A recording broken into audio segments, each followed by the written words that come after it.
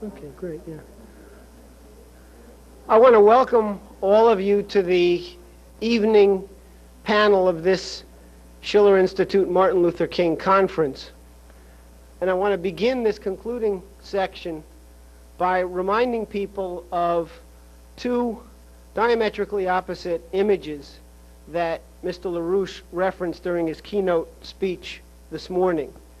These images being those of two opposite and contending political and philosophical movements that will determine the future of humanity as we go into this very challenging and trying period. The one image, that of the conservative revolution, is associated with Hitler, with the Nazi Party, with the New Age, with existentialism, and with the current neoconservative movement, which Mr. LaRouche so aptly described in invoking the image of the Knights of the Living Brain Dead walking out of the Heritage Foundation offices on Capitol Hill and being marched into the Congress in lockstep to cast their votes for the destruction of the United States and policies that will mean genocide for the entire world. The other image, that of the civil rights movement, of Abraham Lincoln and of Dr. King, is represented here on this evening's panel. And there was a bit of a controversy a few minutes ago over whether I should go ahead with describing our scheduled speakers as three veterans of that civil rights struggle. I am going to go ahead and use that image in introducing all three of them. Dennis was questioning his credentials as a veteran of that movement, but I can attest to the fact that as early as 1973, he had emerged in Newark, New Jersey as a major figure running for public office in a fight for exactly these ideals. If Reverend Wade Watts does come back for the evening session, he will be speaking this evening. Reverend Watts is well known as the former chairman of the Oklahoma chapter of the NAACP. He gained national recognition a number of years ago for his active work combating the Ku Klux Klan and for his actual conversion of the imperial wizard of the Oklahoma State Ku Klux Klan, and he'll have some things hopefully to say about that if he does get back here for the evening session. Dennis Speed, a longtime political associate of Lyndon LaRouche, is the Northeast Regional Coordinator of the Schiller Institute and has been involved in the Washington, D.C. area in particular over the last year or so in a number of very important projects. Reverend James Bevel, familiar to everyone here tonight, was the former Direct Action Coordinator of the Southern Christian Leadership Council, was an intimate collaborator of Reverend Martin Luther King. Following the assassination of Dr. King, Reverend Bevel fought for the survival of the civil rights movement by demanding that there be a fair and honest trial for Dr. King's accused assassin, James Earl Ray, and warned prophetically that the movement would go through terrible, traumatic struggles if that fight were not conducted. In 1992, Reverend Bevel was the vice presidential candidate on the slate headed by Lyndon LaRouche. So without further ado, I want to introduce Dennis Speed. And as I say, if Wade Watts does get back in here, he'll speak at some point during the panel. Otherwise, after Dennis speaks, we will turn the floor directly over to Reverend Bevel. Thank you.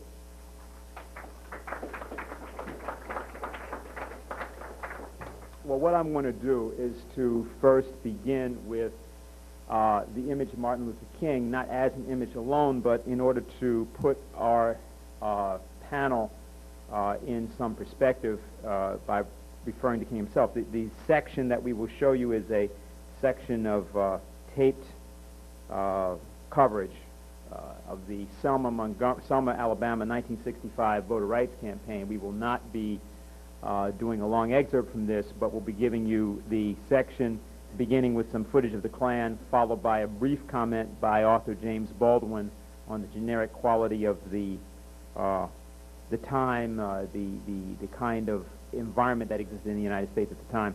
Then directly into to George Wallace, followed by the footage on the Edmund Pettus Bridge, which also shows Mrs. Amelia Boynton Robinson being beaten on that bridge, followed by Dr. King, and ultimately Dr. King at Selma, at Montgomery, and his speech there, culminating in President Johnson's famous address to the full Congress of the United States. So I'd like to begin with that videotape, just so that we are put in the proper frame of mind.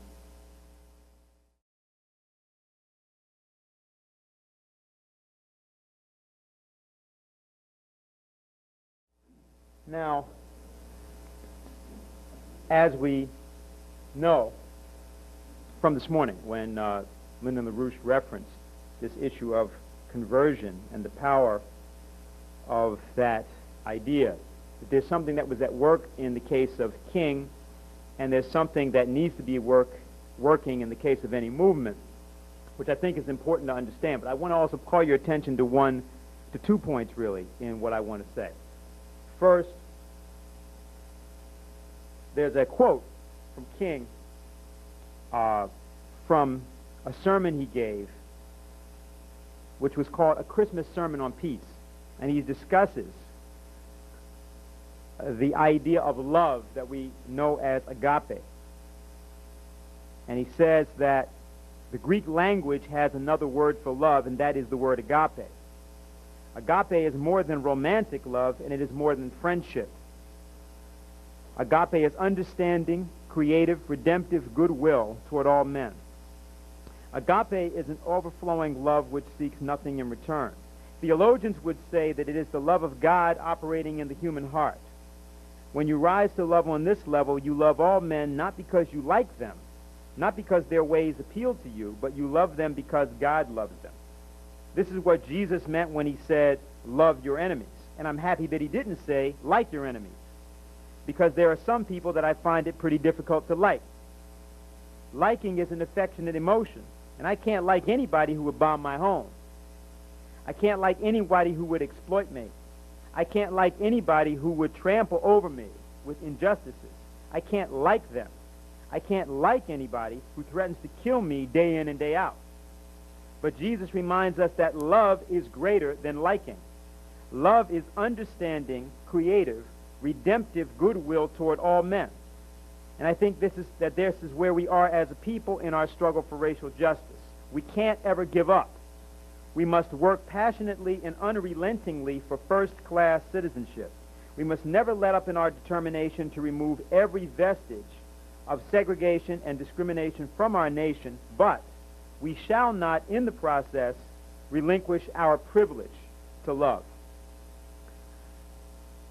That's the first point. The second point I'd like to identify is the quoting of the Battle Hymn of the Republic in the speech that was given in the third march, which culminated in the large rally that you saw in Montgomery, Alabama.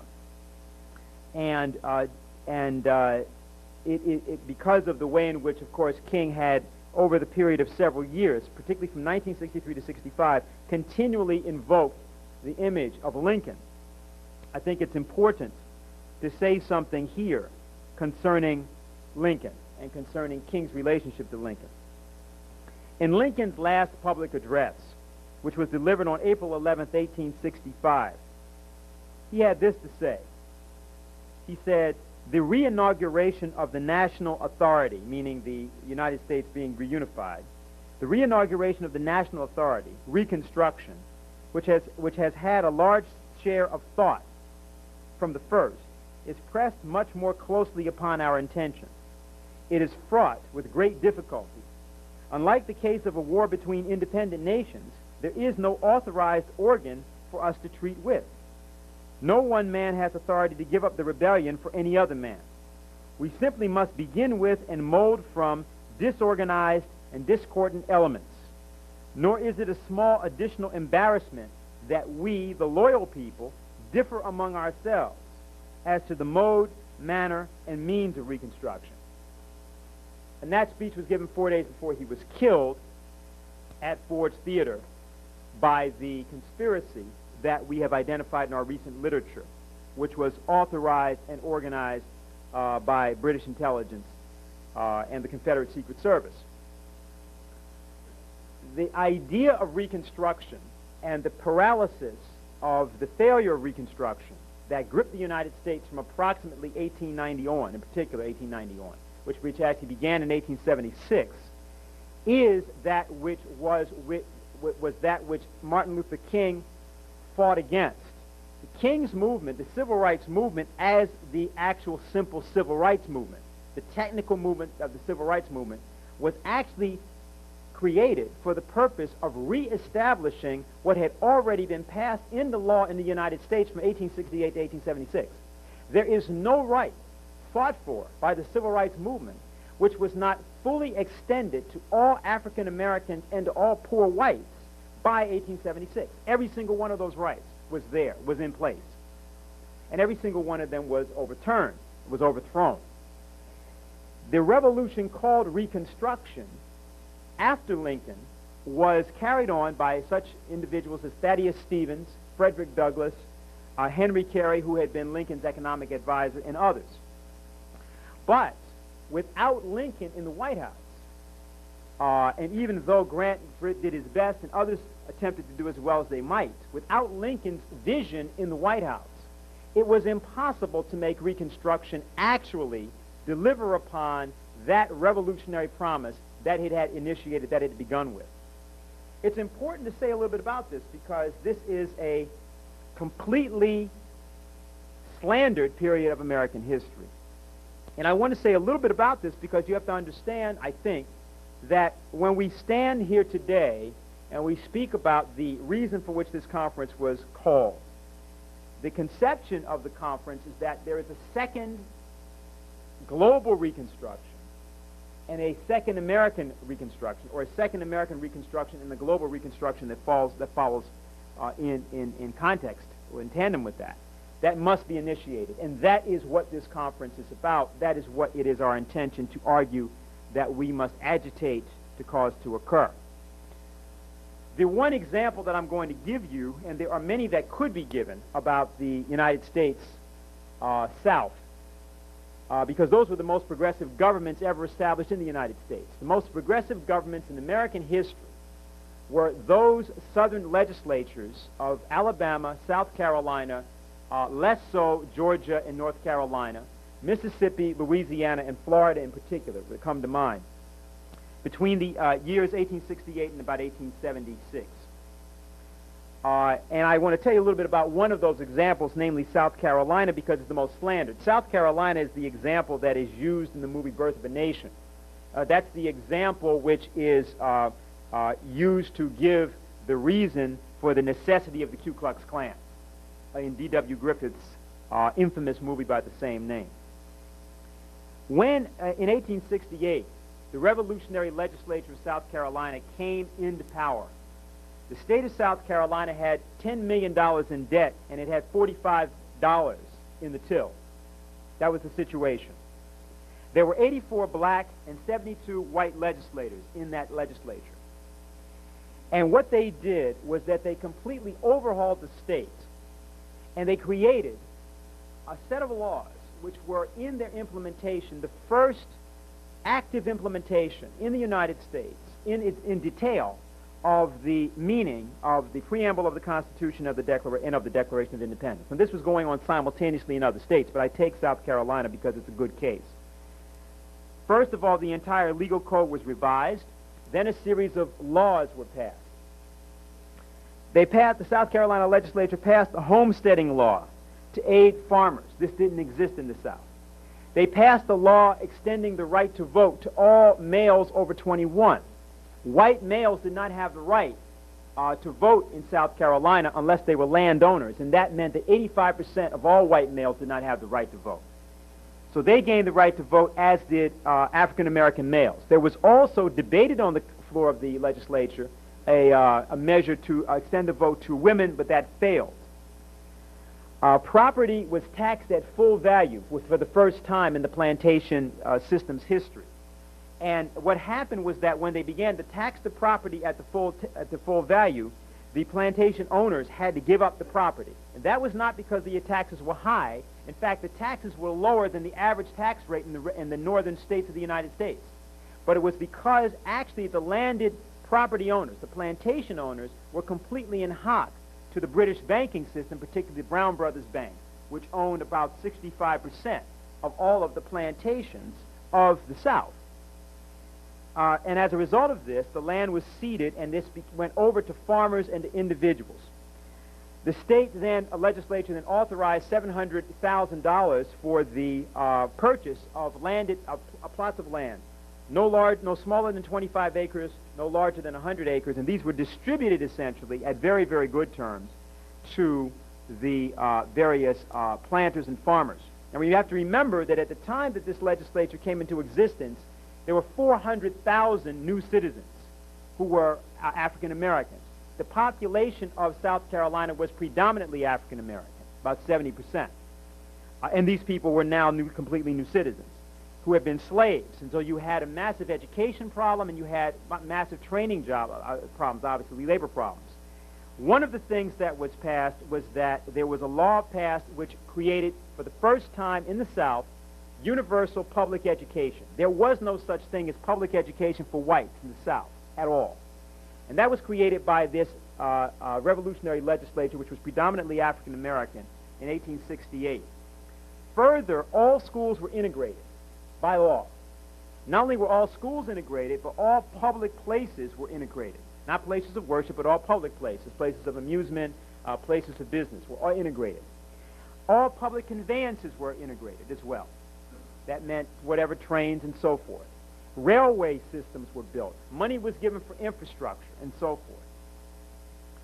One of the problems that emerged, however, in the course of this revolutionary action was that, of course, how do you pay for this? And what occurred was that when it came to the questions of finance, it had been decided in the South Carolina legislature that you shouldn't let anybody black be involved in money.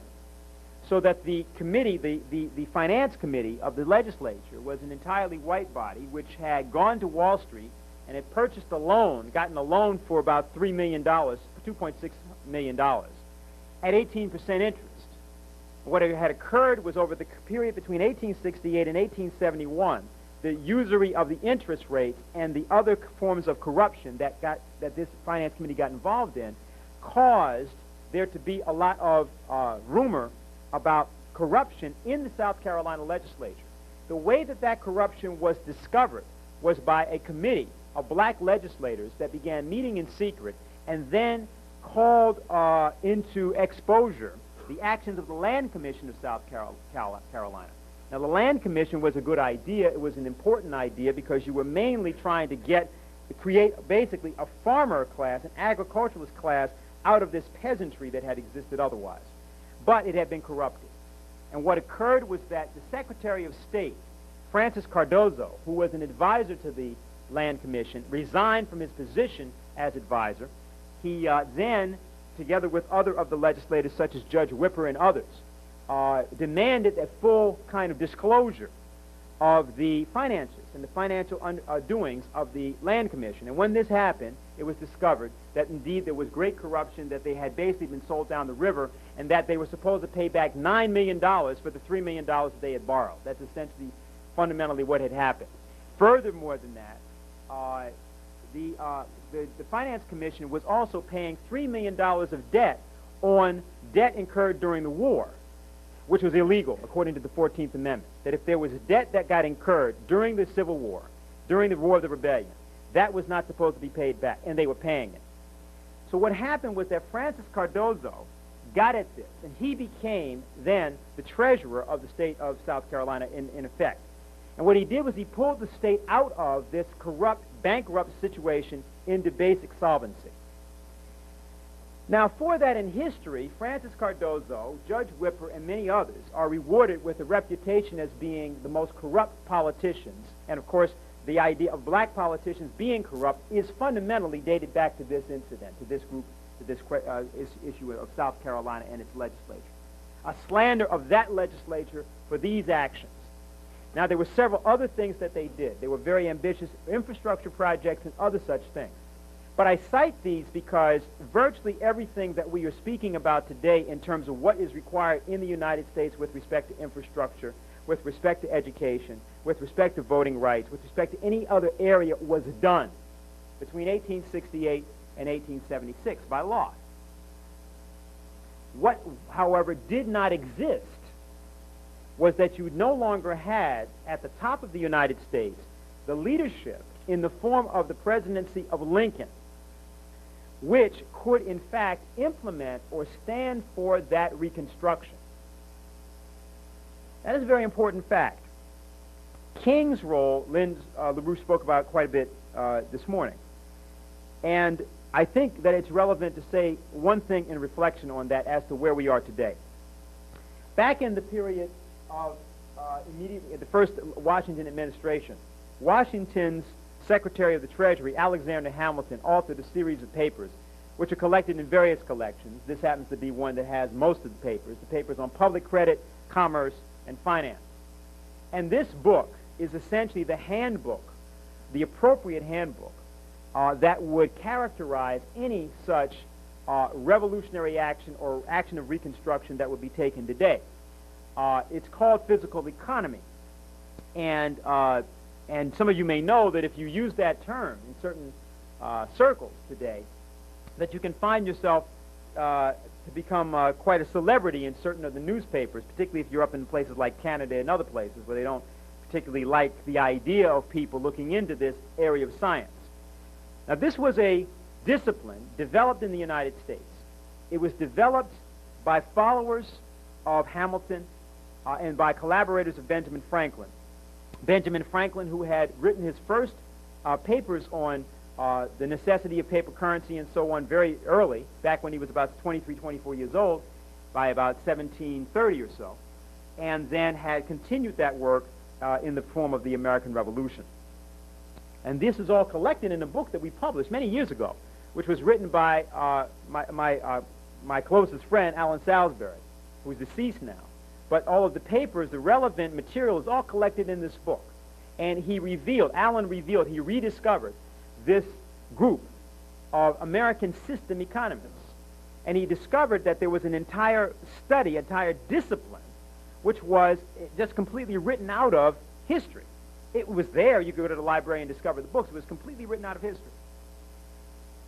When we speak about the legacy of King, and we speak about the issue of King's leadership, and King's leadership such as you saw exemplified in that brief section of videotape, what we're talking about is a need to take a step to essentially reassemble or reconstruct the United States, to finish that failed task of Reconstruction, which was none finished, in the form of what was done during that time of these revolutionary state legislatures, by adding another element. And that other element is what both King has spoken about and what Lyndon LaRouche has written about in something called The Science of Christian Economy.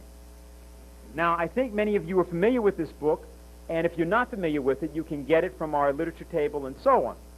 But what this book does is it elevates this area of the American system, the American economists, to the level of a self-conscious science, where LaRouche essentially takes this work and then he puts it in the context of universal history. He tries to show, and he successfully demonstrates, that there was the ideas of the 14th century Renaissance, which actually gave birth to the basis, the conceptual basis in science for the discovery of these laws of economics and the invention of these laws of economics. And that's called the science of Christian economy.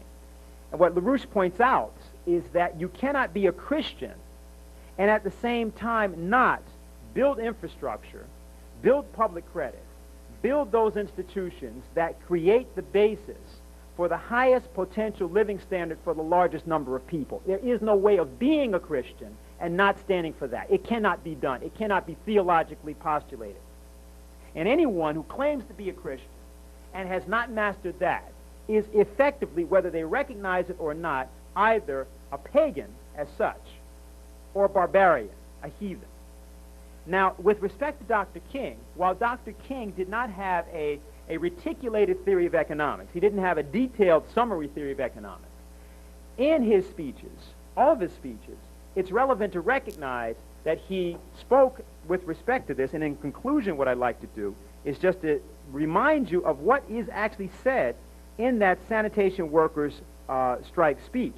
Somebody mentioned that, and of course the famous thing that's known is the business about I've been to the mountaintop. Everybody knows that side of it, and that's the sort of what people think he said. That's 5% of what Dr. King said, literally. That's 5% of what he said. What he said in that speech, I'm reading from that speech right now, is he says this, just to give you a concept of what the idea of the speech was when he gave it. He said, we don't have to argue with anybody. We don't have to curse and go around acting bad with our words. We don't need any bricks and bottles. We don't need any Molotov cocktails. We just need to go around to these stores and to these massive industries in our country and say, God sent us by here to say to you that you're not treating his children right. And we've come by here to ask you to make the first item on your agenda fair treatment where God's children are concerned. Now, if you are not prepared to do that, we do have an agenda that we must follow. And our agenda calls for withdrawing economic support from you. And so as a result of this, we are asking you tonight to go out and tell your neighbors not to buy Coca-Cola in Memphis. Go by and tell them not to buy Seal Test milk. Tell them not to buy, what is that other bread? Wonder Bread. As we've been saying, only the garbage men have been feeling pain. Now we must kind of redistribute the pain. We are choosing these companies because they haven't been fair in their hiring practices, and we are choosing them because they can begin the process of saying they are going to support the needs and rights of these men who are on strike.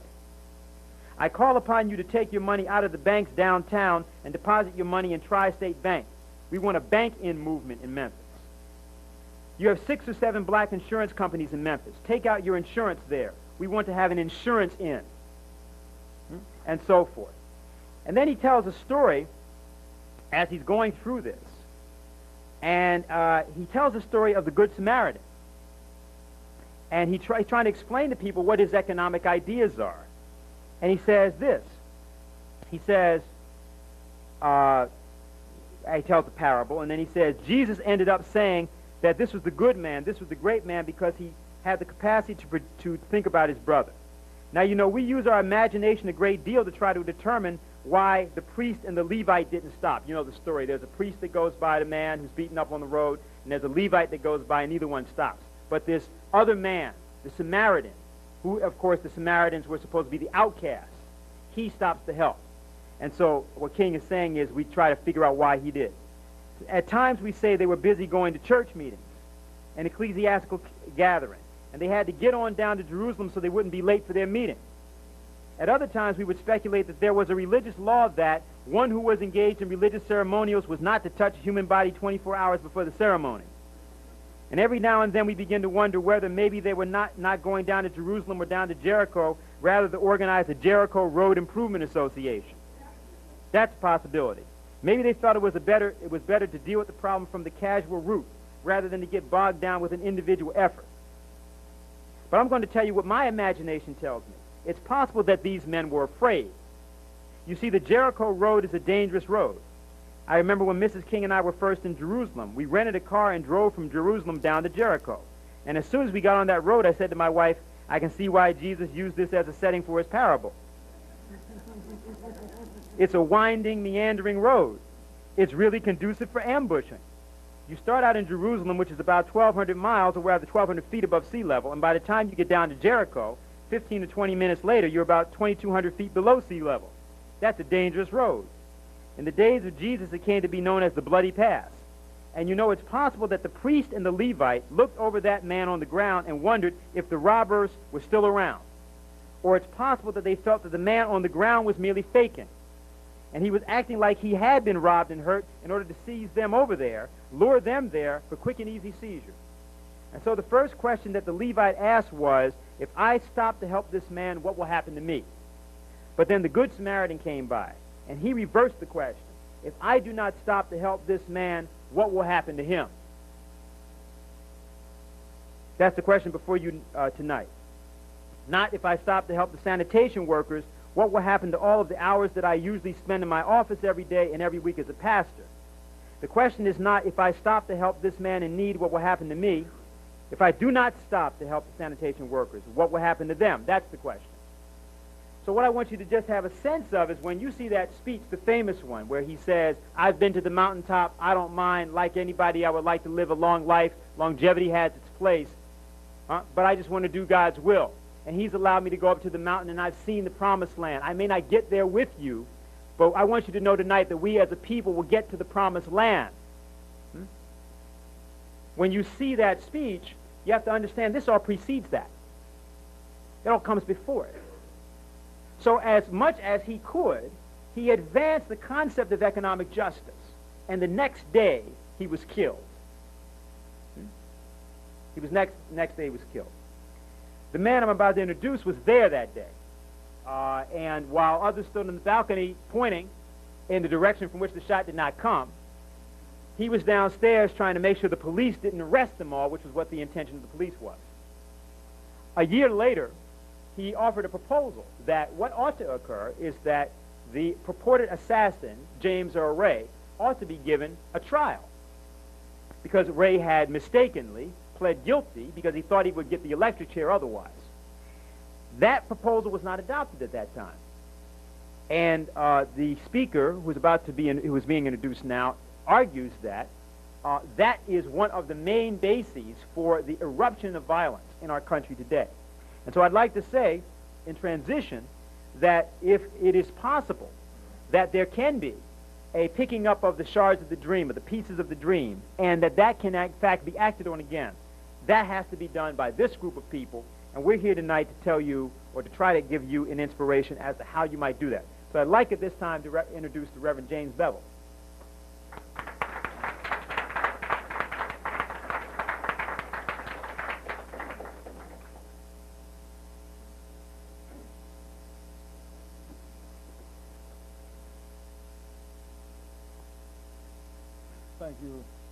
Thank you, Brother Dennis and Brother Jeff, and to all of you who are here. I am happy to be here.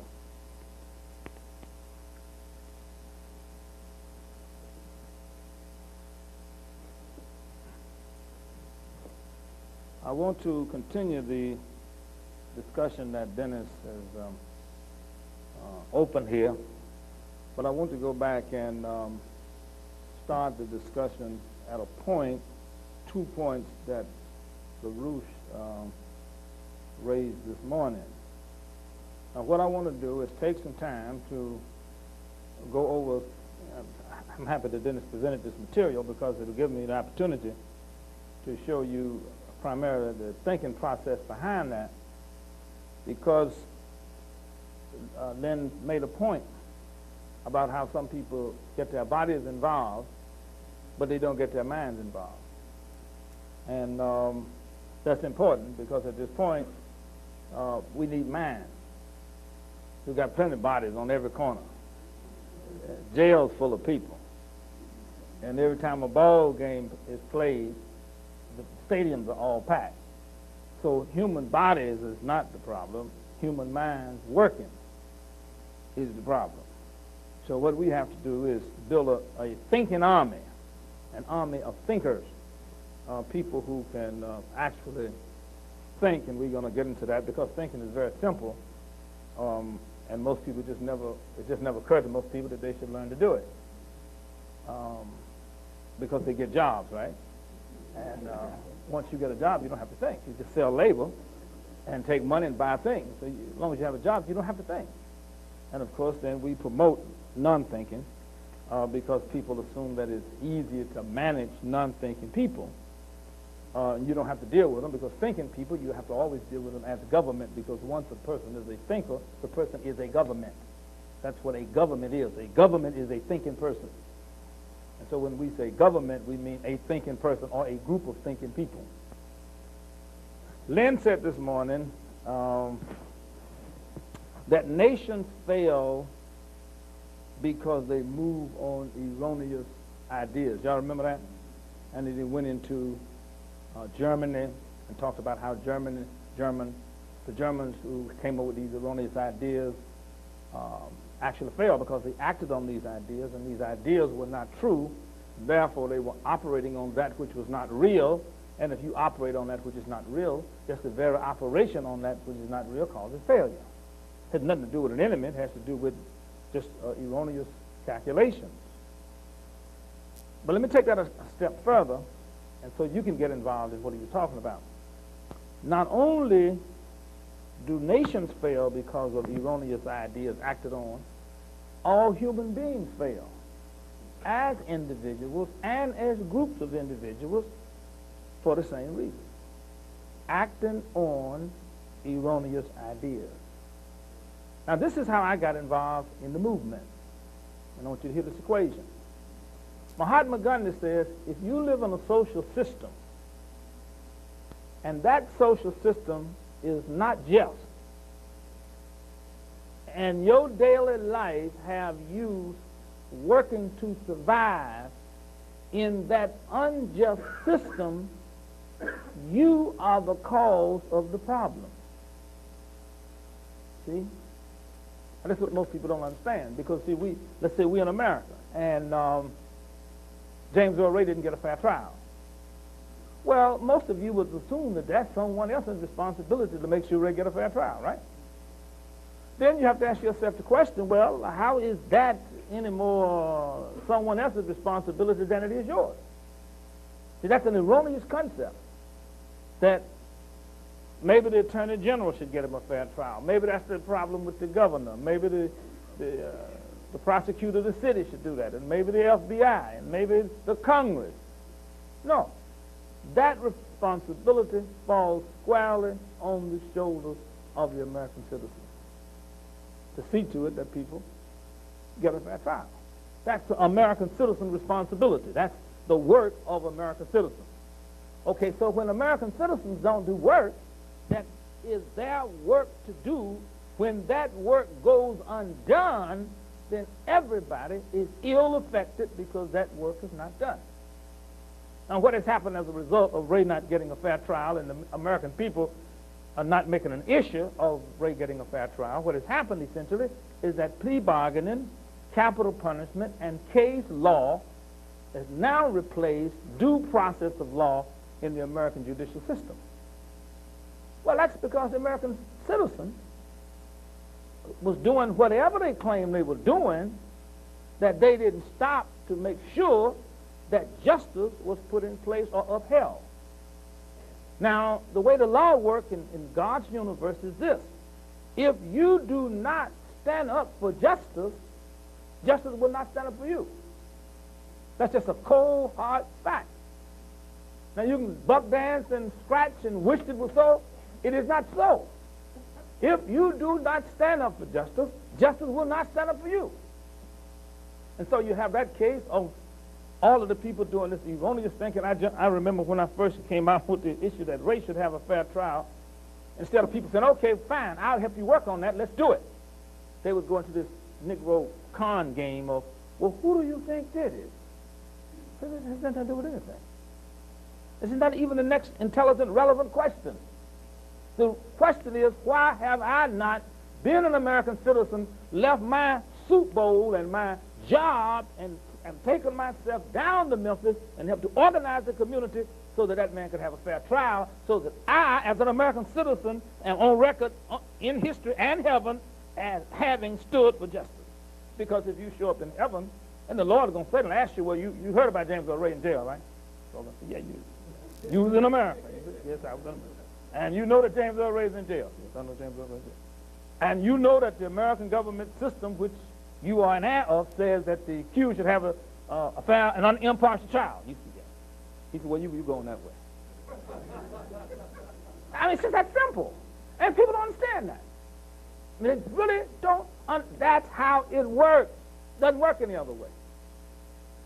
And so that if you scientifically look at history, you would discover that there is, from a science point of view, no oppressor. And let me get into that. the man who discovered this was Jesus Christ himself. Jesus did a historical analysis and study, and what he discovered was that tyrants, oppressors are born, and after so many decades or so they die. And the oppressed are born, and after so many decades they die. Then new oppressors come, and after so many decades they die. Then new oppressed people come along, and after so many decades they die. And so he just looked back through history and he saw all of these oppressors and oppressed coming, going, and dying. But there was one thing that was consistent, and that was oppression itself. That it didn't go anyplace. So then he ascertained that in order to study oppression, we cannot even get into the question of who, since the who's always come and go. It has to be a what. Then the question is, what causes oppression? And what I'm submitting that causes oppression is what Lynn says causes nations to fail, is that people move from a false assumption or a faulty idea, never examining the falseness of the idea, and therefore come to a false conclusion. And they do it every day. Every day. This is why nothing happened. Because you woke up this morning with a lie on your mind and you died, and you went to sleep with the lie on your mind. And you woke up the next day with the same lie on your mind, have not examined that lie, and therefore your mind cannot get engaged in reality as long as there is a lie in the computer. Because you are a protoplasmic computer. And when there's a lie in the computer won't compute. And so we wake up every morning, follow the ideas, run around, fall asleep. The problem is there, the issue is there, the need is there, the question is there. They all go unaddressed because we are running around with these erroneous ideas and never come up with a legitimate idea to address the question, problem, issue, and need, and therefore it's never addressed. You see? And it's that simple. It's nothing that you can go around and you can say, well, it has to be more complicated than that. And I said, no, it's no more complicated than that. Let me tell you how I was inspired by Dr. King. I was inspired by Dr. King because Dr. King reminded me of Frederick Douglass. One of the guys who was probably more responsible for my salvation than anybody else is Frederick Douglass. Because what would inspire me so was to read the life and times of Frederick Douglass as he came out of slavery and was arguing against slavery. And how could a man experience the burden of slavery and yet have so much dignity and love and profundity? How could he be so compassionate and profound with all of this mess he's dealing with? It's like, how do you get to be this way? How do you do this? I mean, when you are mistreated, when you're violated, how do you get up and be the loving person? And Frederick Douglass was just so compassionate and so profound. And I would read his speeches, and when he would speak, people would just stand and just cheer. And that always troubled me. It's like, well, why don't they get up and do what he said ought to be done? You know, everything he says is true. Everything he says is right. And the folks would just cheer and go right back to sleep. And the same thing would happen with Martin Luther King. Dr. King would come to town, and you saw him preaching that, right? And he just preaching, and the folks just, yay! And you would think they understood what he's talking about, wouldn't you? And when he gets through talking, they sit right back down and went right back and did what they did yesterday. So obviously they didn't understand, or they had some kind of impediment that he was not aware of. Now, what I started working on is that impediment. What happens when you hear something that is true but do not have the capacity or the wherewithal to act on it, or the clarification to act on it? That's what I started working. That's how it became, for him, the director of direct action, because that's my job. It's okay, here's the problem. How do we get it solved? Okay, the people are afraid. Well, how do you get fear out of people? Well, the people are mad. Well, how do you get madness out of people? Well, the people don't understand. Well, how do you bring understanding to the people? Well, the opposition is tough. Well, how do you overcome tough opposition? Because every problem that presents itself, you have to engage your mind to come up with a solution. Now, let me then explain to you the profundity and the scientific power inherent in nonviolence and why nonviolence is so powerful. Nonviolence is powerful because it deals with the truth that authority derives from education, from intelligence, and not from one's ability to inflict injury on other people. I want y'all to hear me. Okay, so the state, supposedly, have the authority to inflict injury on people. It has supposedly the authority to declare war and kill people, or capital punishment and kill people, or claim that they found out that somebody's guilty of something and lock them up. Right? Well, nonviolence rejects that. No. Authority cannot be predicated on scheming around to get the tools of the state to inflict injury and therefore assume that constitutes power. That power derives absolutely from intelligence. The ability to be scientifically accurate on what you are talking about and to scientifically act upon it with the intent to bring justice and equity to everybody. Authority is inherent in that and that alone. And if you do not become nonviolent, you always defer your citizenship authority to some thug or killer that you are sitting around waiting and hoping that they will activate justice. And justice can't come from that.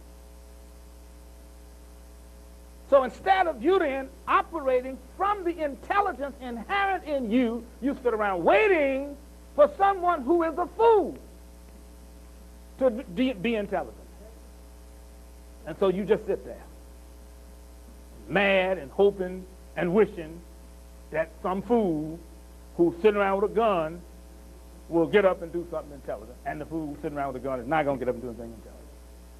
You then have to, upon coming to the conclusion of what is right, then deciding to act on it. And take all of the stuff that comes with acting upon what's right. And I can assure you, when you act upon what's right, all the stuff in the world going to come upon you. See? Why is that so? Let me explain to you why that is so. Let's say when the right to vote was not exercised by African American people, and the state of Alabama and the United States government and the Congress and the Marines and the Air Force and the Ku Klux Klan and all coward Negroes and racist white folks sat around and helped perpetrate the disenfranchisement of black people. So everybody who didn't act intelligently in the interest of black people were perpetrating disenfranchisement of the black people. So everybody's involved in that scandalous activity of disenfranchising black people, including the black people. Now, obviously, if a condition exists and the collective minds of the people created the condition, in order for the condition to change, the minds of the people would have to change. And the people who are responsible or contributing to that dilemma would have to, what we call, confess,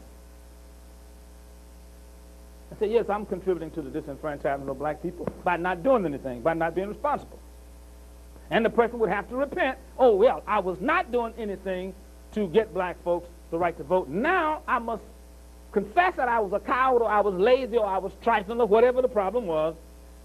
I must repent of that and become actively involved in working for that. And I must correct my laziness and my misconduct. And instead of watching television, go out and organize and go to mass meetings and work on this. Correct yourself. And I must recompense. I must make up for, I must pay back, because I have created a condition that has injured the people, and therefore I must make a recompense for that. So I must give service. I must serve. I must serve the people because I have injured the people. And I must forgive those who have disenfranchised the black folk, and I've been a black folk, so I've been disenfranchised. So I must forgive everybody. and then I must make a motion in the interest of all the people voting. And I must work on this motion to carry it out. That's thinking. But you see, that's Christianity. See, that's scientific Christianity. That's what Jesus Christ taught. He did not teach people to believe in him. He taught people to confess, repent, correct, make recompense, forgive, and make motions in the interest of everybody and act on those motions. That's Christianity. That's how it works. And people who do not do that are not, going back to what Dennis said, they are pagans and heathens and barbarians. They are not Christian people. Now, what happens is that if you do not do your confessing and your repenting, you stay stuck in your old false ideas, and you find yourself justifying, rationalizing, and alibying all the time while walking around mad. See? Yeah, all the time. Yeah, you know, and you know people like that can just tell you all the bad things in the world, can't you? Child, let me tell you the latest, all the bad news I know about. And we get on the phone and we think we really be sharing knowledge and information. We don't. We just be telling people about the negative incidents that take place in our lives. But we do not be sharing any valid information with people that would give them handles for bringing about a solution to a particular problem. Now let me just show you then, share with you, sort of what happened, the condition that exists. For instance, the condition that exists in Selma, hey Wade, how you doing?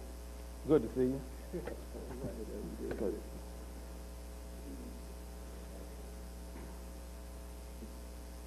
On the back of this book, Bridge Across Jordan, I want to share with you, Amelia Boynton came to Atlanta, this is Andrew Young, and invited Dr. King to come to Selma. At that time, Selma was under almost as many restrictions as South Africa. It was against the law for more than 4 people to meet in a public place, and no more than 3 people could walk down the street together for any purpose. That was the condition that existed in Selma at that time, because the activities previous to that had caused these guys to come up to the judge to make all these kind of edicts so that people couldn't meet and get organized. Now I want to turn to explain to you what I mean by ideas and people not thinking. In Jim Bishop's book, The Days of Martin Luther King, page 333 and 344, the black people were denied the right to vote, and a member of the sheriff department conspired with others and bombed the 16th Street Baptist Church in Birmingham. And I quote, "Many civil rights leaders felt that the nation should be punished for what happened in Alabama and Birmingham. In Atlanta, James Bevel of Dr. King SCLC drew up a campaign for the right to vote with implications of national civil disobedience. The plan was detailed by Diane Bevel and sent to all major civil rights leaders for endorsement and cooperation. A meeting of leaders was called to endorse it. The SCLC endorsed the plan. A week later, word reached Atlanta that the NAACP, CORE, SNCC, the Urban League, and others wanted nothing to do with the plan. Dr. King ordered his people to drop the plan. King then publicly demanded that the president order Birmingham to be occupied by federal troops. The soldiers, he said, should take over the city and run it. Assistant Attorney General Burt Marshall was given the task of responding. No federal statute can cure the crisis in Birmingham, he said. There isn't any magic piece of legislation. The city of Birmingham must continue to be run by the people." Now, why did these organizations and these people refuse to accept the proposal for the right to vote? They refused to because there was a law that said people couldn't meet. See? They said, well, we can't go down there and do that because it's against the law to meet. Now, that's thinking. That's a bad idea, right? Because now in America, you know, we have what? Freedom of assembly, right? That's a right. So their conclusion is that if the federal government does not go down and protect us, we do not have the right to go to Selma and work for the right to vote because the conditions are too bad, and so on and so forth. Here's Selma 1965. I'm going to read out of a book on that and just show you what I mean. With Baker gone for much of the rest of the week, Clark men moved around the city largely unhampered. They followed the workers' canvass in the wards and sent deputies into 3 of the first ward meetings Thursday night. But at one, the Ward 4 meeting held in the back of Brown Chapel, they got a reception that they hadn't bargained for from an SELC staff member named James Bevel. Bevel was on Dr. King's executive staff and was in charge of the SELC workers in the city. Although short and unimposing in appearance, he was one of King's most eloquent and fiery spokesmen, known especially for his vigor and force of his denunciation of racism. He also knew of the maneuvering going on among the city whites and was ready to play on it. Before a small, dumbfounded audience, Bevel stood up and ordered the deputies to leave. One of them raised the camera to take his picture, and he angrily told them to stop and repeated the order for them to leave. The deputies were wary of getting involved in an incident in such surroundings, and they left. The news of this unprecedented act of defiance quickly spread around the city. Now, let me just show you and demonstrate to you scientifically how that works. See, because some people think it has to do with great courage. It doesn't. It has to do with the science of thinking. Say, once you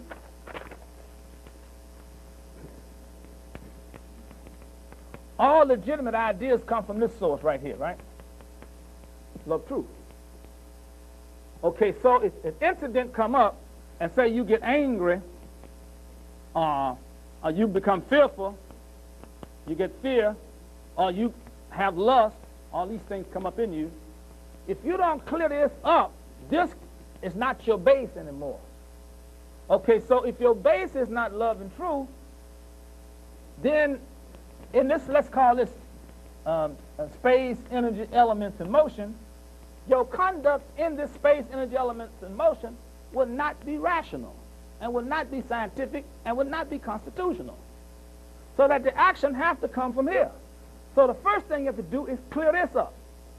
Now, once you clear this up and move, and you take an action, let's say call this action motion. Action motion.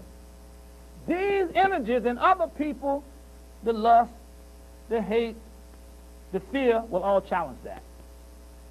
Now, as long as you keep this as your base for action, these forces are not as strong as this force. I don't know whether you ever lived in a country where there are some snakes that come out threatening. They're not poisonous snakes, but they just make all this noise and jump up and scare the hell out of you, right? Well, that's what these people do. They are not particularly dangerous, but they just carry on all this fluff. And so if you got fear, anger, and lust in you, their external expressions of it will cause you fear. Okay, but if you don't have this in you, when they challenge you, you go back to this base and re-challenge them from this base. So you have more power because you have thought. You have legitimate electrical thought, which is power. Not concepts, not opinions, not beliefs, not your imagination, legitimate thought. And what you can do, you can stand on thought and act on thought and carry out 10,000 different options and opportunities that come to you as a result of you standing on thought. Okay, so some people say, well, Bevel, you were very, very brave. I said, oh, no, I'm very coward. Nonviolence is so scientific that it's safer than flying airplanes. I mean, it's safe. It's an absolute safe science. But black people won't study the science. They sit around and thinking it's some hocus pocus thing, and that the people in Selma were lucky, and that Dr. King was this. No. This science actually and scientifically works. Let me point to another place in this book to show you what I mean in terms of when true ideas come against erroneous ideas. At the Reformed Presbyterian Church, the rather concerned citizens were cheered by a warm reception from SCLC leaders. James Bevel even made them laugh by allowing that when he had learned that white citizens of Alabama were marching in Selma in support of the voting rights for blacks. See, a lot of people never did know that, right? That white people in Alabama finally started coming to Selma, just like the black folks, demonstrating for black folks' right to vote. Y'all never hear about that, did you? Yeah. That's what a nonviolent movement does, you see, because as it clears up fears and hate and anger, it frees people to take intelligent action in space, energy, elements, and motion based on love, truth, and reasoning. Bevel and C.T. Vivian also talked about the march to Montgomery and the announcement which had just come over the radio that Governor Wallace had declared that the march would not be permitted. Wallace had said the march is not conducive to the orderly flow of traffic and commerce within and through the state of Alabama. The additional hazards placed on highway travel by such action cannot and will not be countenanced. Such a march will not be tolerated. Bevel said the march was on regardless. Goes right back to this principle right here, you see. That when you are operating from love and truth, you are the government. You have the authority. When your actions enhance the health, interest, rights, and needs of all of the people, you are de facto the government. You don't need nobody. That's it. That's the government. So when I said we are marching, the government was speaking. We are marching. That's the government. Right? The people. We have the right to march as the people, and there's no force that is stronger than the collective thinking of people who are working in the constitutional interest of the whole. There is no force stronger than that force. The problem with us, we never rise to the occasion of literally working for the constitutional interest of the whole. We don't do that. I want to make one, my time is up, what Brother Wade is here. I want to make one more point, because one of the things that we're interested in, and like I don't talk just to be talking, there's work that has to be done. Just like in the 60s, we had to end segregation, we had to get the right to vote. We have to put in a scientific education system in America, and we have to establish the economics that Hamilton and Lincoln and these people developed and taught the British about. And I will demonstrate to you why we have to do that. And the question is, if you don't do it, who you think going to do it? See? So I don't ever assume that anybody else is responsible for my freedom and the freedom of black people. I don't trust no other Negro preacher with that. That's why I work on this. I don't play about that. I don't trust no other Negro male about black folks' freedom. I don't look to none of them for that. I do that because I think that's a man's responsibility in his ethnic group to see to it that his people is educated, economically independent, and constitutionally sovereign. And I will show you and demonstrate to you why that is so. And if that is not so, you cannot even claim that you're a man. So it gets to be Western when you talking about a pagan and a heathen. Then you're an animal. Because that is what, in fact, characterizes a man. And I will demonstrate that to you in a minute on the board. That there are three conditions that must exist before you are a man. Just because you have physical form, that does not denote that you're a man. Now let me just show you the scientific basis from this book that the king and us built the movement on. You have heard that it was said to the men of old, you shall not kill, and whoever kills shall be liable to the judgment. But I say to you that everyone who is angry with his brother shall be liable to the judgment. Everyone who insults his brother shall be liable to the council. And whoever say you fool shall be liable to the hell of fire. So it's this, you see. Going back to why King was compassionate and profound, because there was the agreement.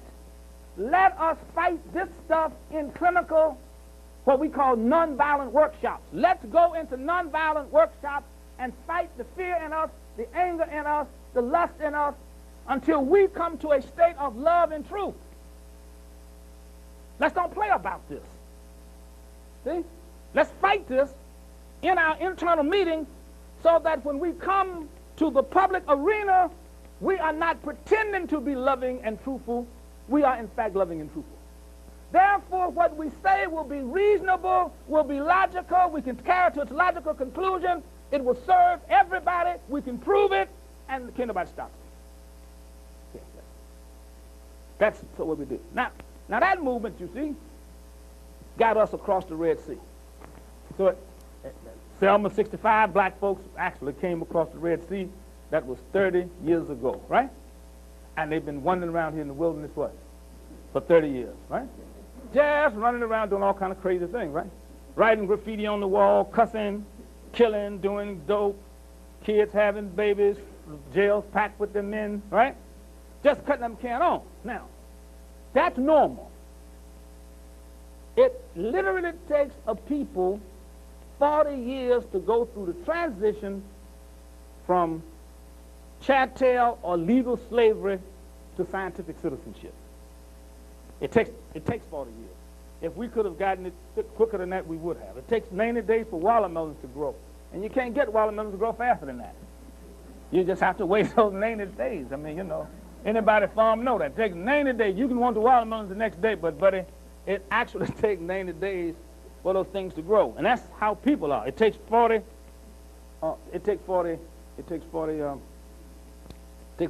years. Now let me show you the next step, and I'm going to show you why we were oppressed then, not because of what white people were doing.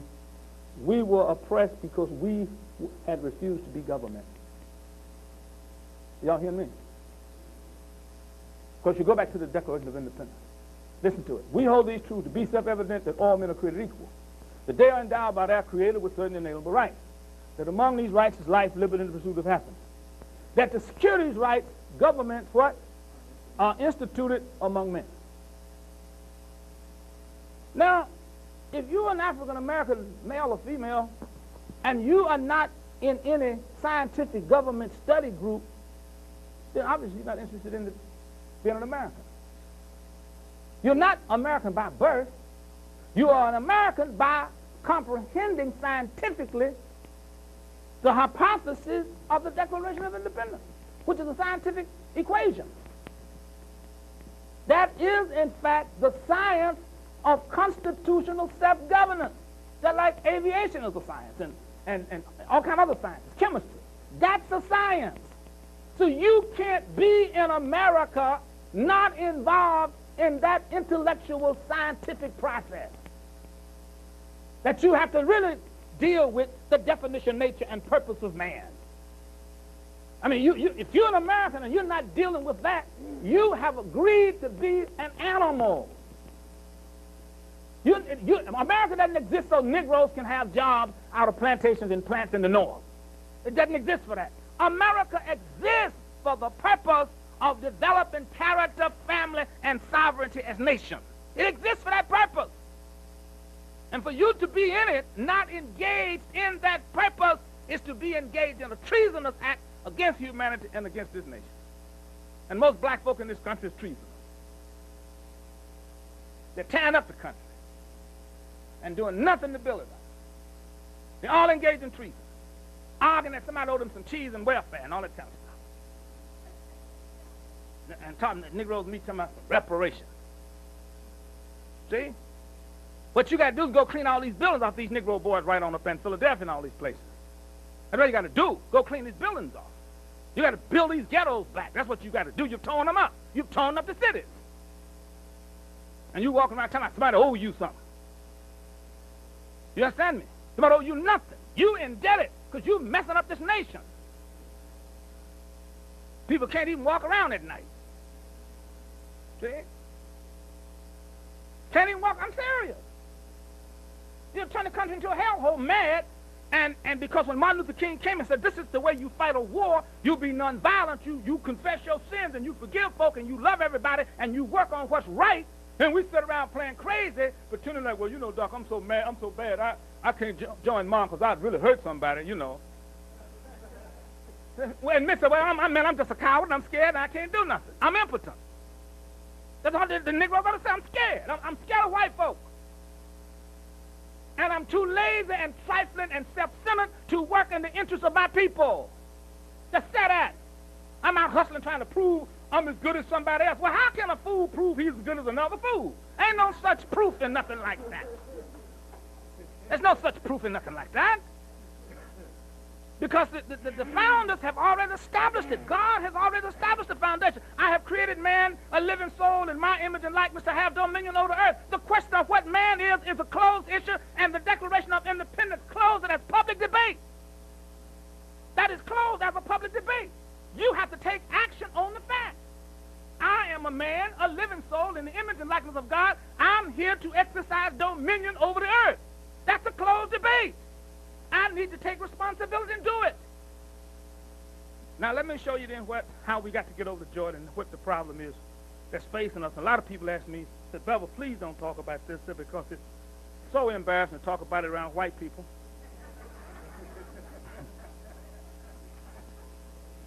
But you know, I don't give credence to white people. I'm a European American myself, so I don't. So I don't give credence to that. I don't give credence to white because it's a misunderstanding of it's where a man loses his soul from within and identify man based on skin color without. So a man who says he's white, he's a man who says he's disconnected from God. Because God made man. Y'all hear me? And Jesus came along and said, when you pray, you say what? Our Father. So we all brothers and sisters. So I don't get into this whole game about the different races because they don't exist. That's another one of the bad ideas to keep people from working on constitutional issues, see? Ours and yours and us and them. Ain't no such. What is the constitutional interest of a people?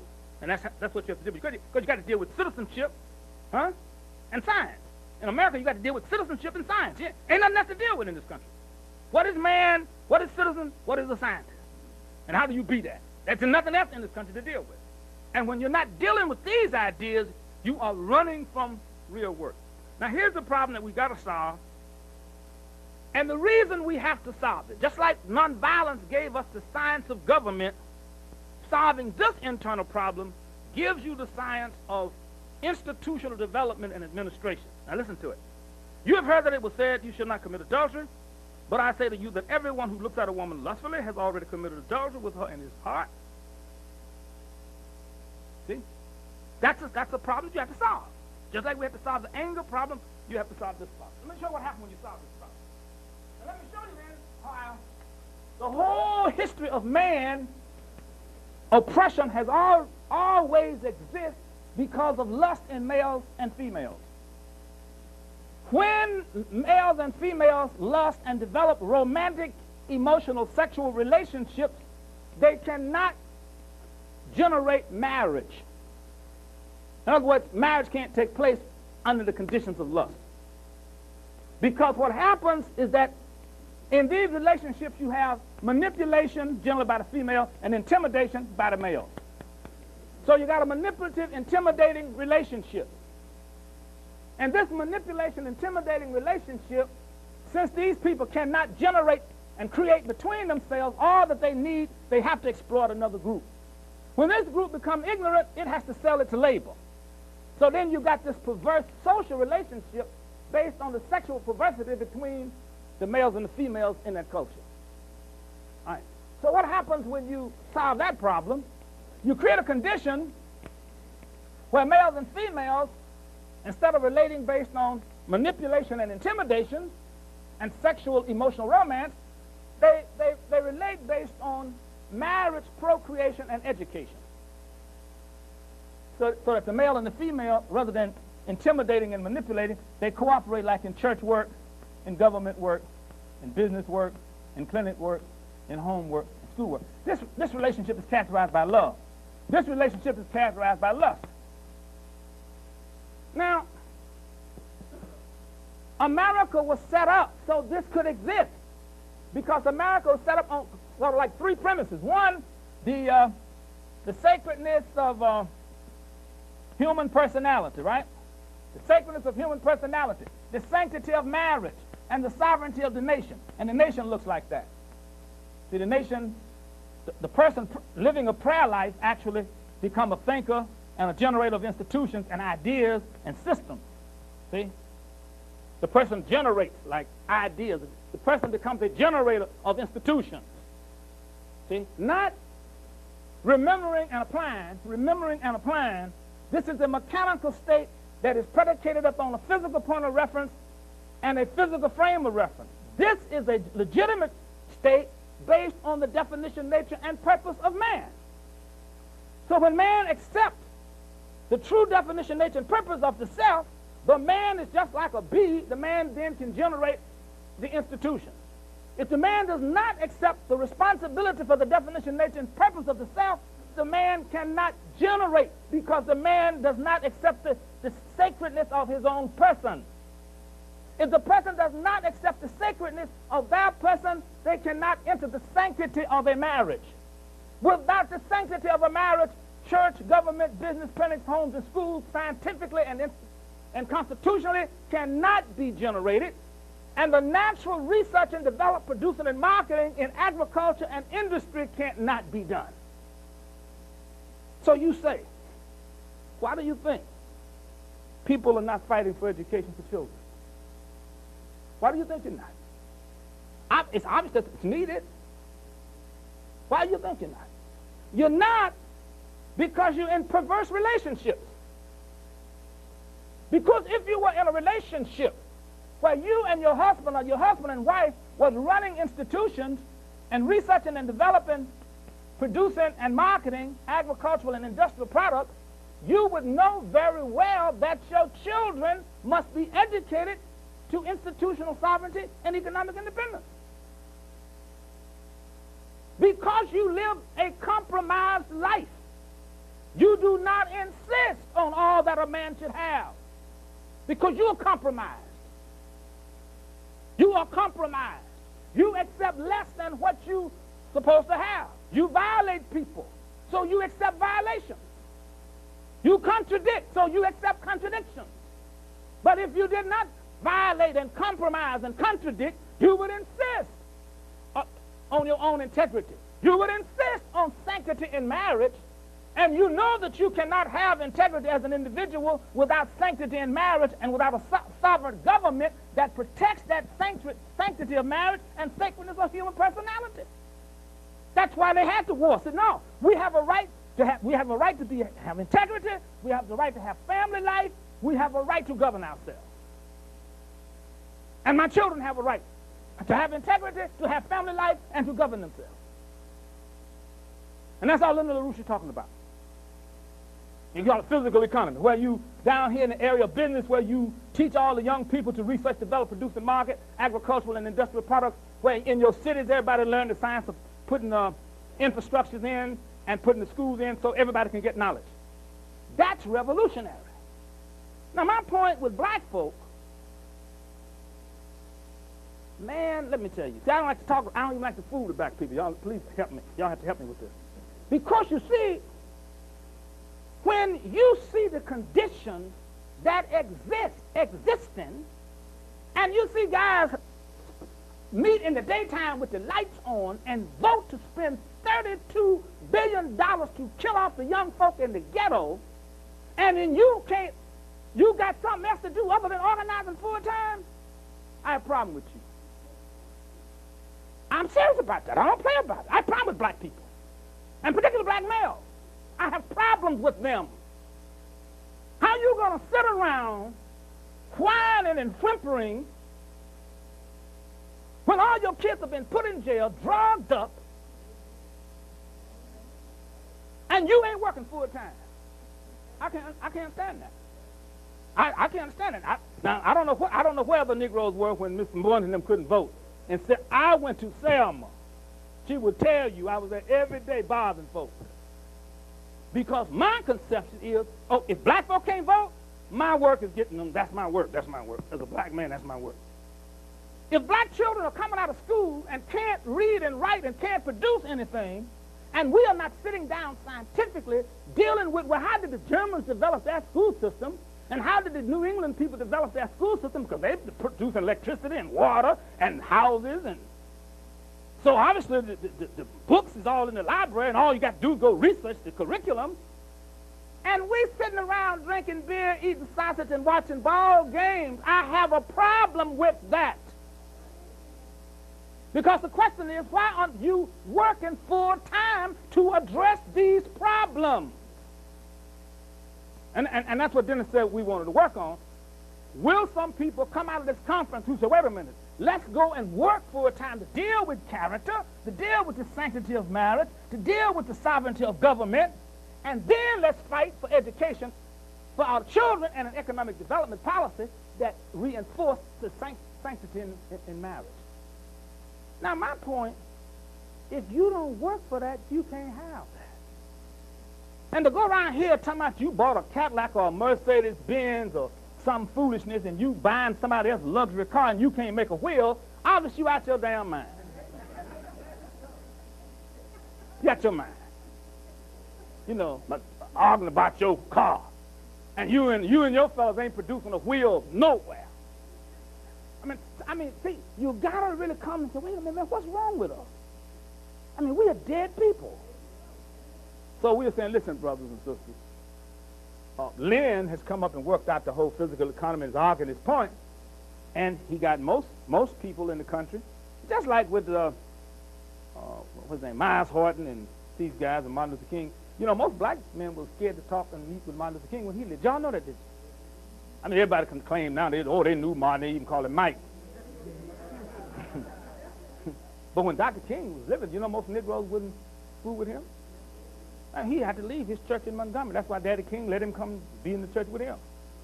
And Negroes wouldn't just call him the pastor of their churches, you know. They said, well, man, white folk may be shooting at you and hitting me.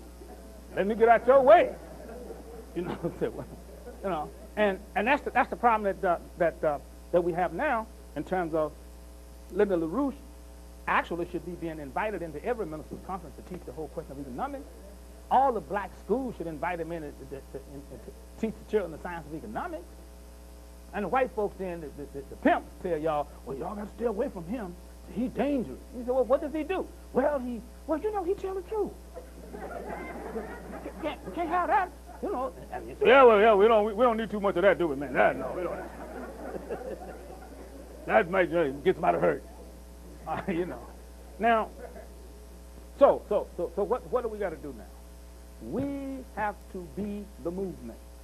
We have to get cleared up on the sacredness of personality, the sanctity of marriage, the sovereignty of the nation, what it means to fight for a relevant education system, and what it means to fight and get adopted in this country an economic policy that reinforce the sanctity in marriage. That's real. That's the war. And we have to win that war. And we can take nonviolence, and we can take the science that Lynn has worked through and worked on, and get that established as policy, as national policy in this nation, and as United Nations policy for the world. See? Because it's right, it's just, it's needed. So what is right, just, and needed, all we need now is people to clean themselves up sufficient so they can comprehend it. Because a dishonest person can't understand what Linda LaRouche be talking about. Did y'all know that? Are y'all hearing me? You can't be a liar and a hater and understand what Dr. King is talking about. You can't be a thief and a thug and lazy and a clown and understand what Linda LaRouche is talking about. You've got to be committed to holiness and righteousness to even understand what he's talking about, because he's talking about Christian economics. And Christian economics is not some Negroes on a plantation shouting in a church on Sunday waiting on the Lord. No, it is not that. No, it is a serious responsibility. And so, my brothers and sisters, I'm challenging you. I implore you to really, Dennis will be calling a meeting, I guess on maybe a monthly basis, where we start coming together to learn to put this stuff together so that we can spin movements off in all of these cities in education and economic development policies. You see, we sit around and elect Negroes who put in dog tracks and lottery and all that old clown stuff. Well, you can't take no Amos and Andy economy and put Hamilton and Kerr and Lincoln stuff out. You can't run no economy on what Sambo come up with. You know, I mean, you got to be straight, man. Well, you know, Amos and Andy said you could play the numbers. Well, you know, y'all saw Amos and Andy and what happened to Kingfish after every show. You saw exactly what happened to Kingfish. And that's exactly what's happening in the ghetto now. A Kingfish lottery game going on. because we want something. No, we ain't going to play no lottery. We want our children scientifically educated so they can produce. We want our children to be scientists and citizens, not some drug dealers and lottery players. And a lot of us sit around standing up in lottery lines. And, you know, I'm humiliated and embarrassed to see a Negro standing in the lottery line. Why would you even degrade yourself? Why don't you fight for an economic policy? So, yes, and our children, you know, they're in such bad shape that that's why they sell drugs. Well, why aren't we fighting for an education and economic development policy? And obviously they're going to do that if their parents is not fighting for what's right. So I'm going to stop, and it's my prayer that you really get into the Martin Luther King principles as a system of science, and that we really continue to meet and develop a movement. Okay, a movement is a thought process. It's a working of the mind. It's a 168-hour a work week operation. See, a lot of people ask me and say, well, like when I was in Selma, well, a lot of Negroes had to come and go. I didn't have to come and go. My position was I am here until black folk get the right to vote. I ain't got nothing else to do. I work on something else after that. Okay?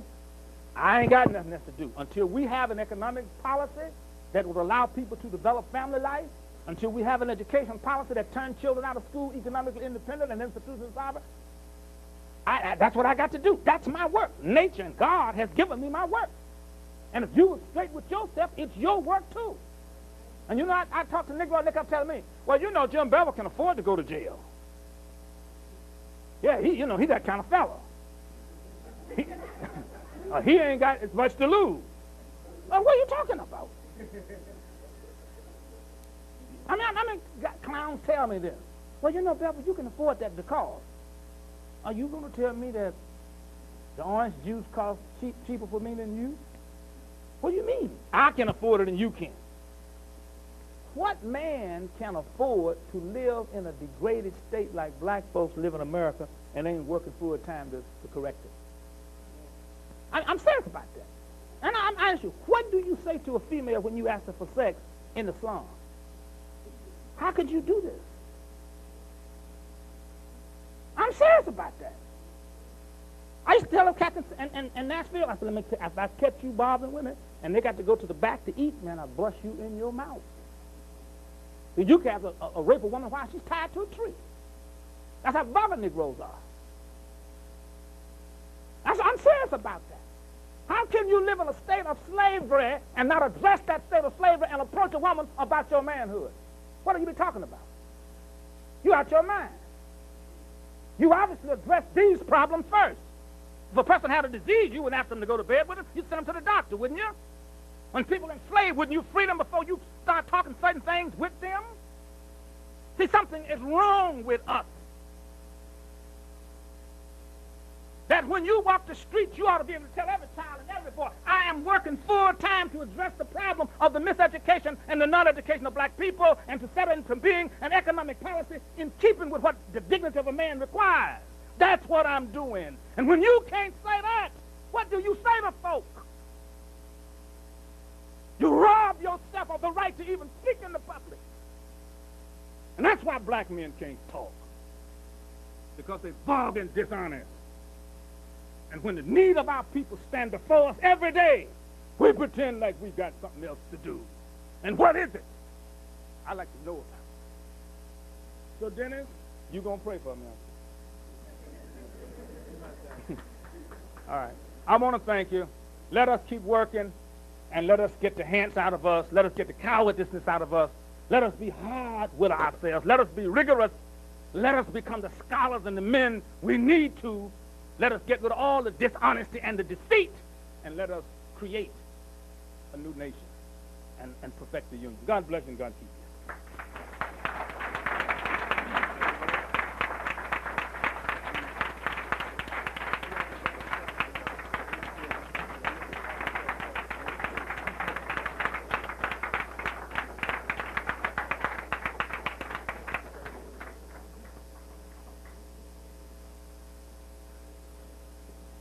It's my pleasure at this point to introduce Reverend Wade Watts, and after he's spoken, we will have until at least 10 o'clock to have discussion, questions. I'm sure there'll be a great deal of that. Reverend Watts.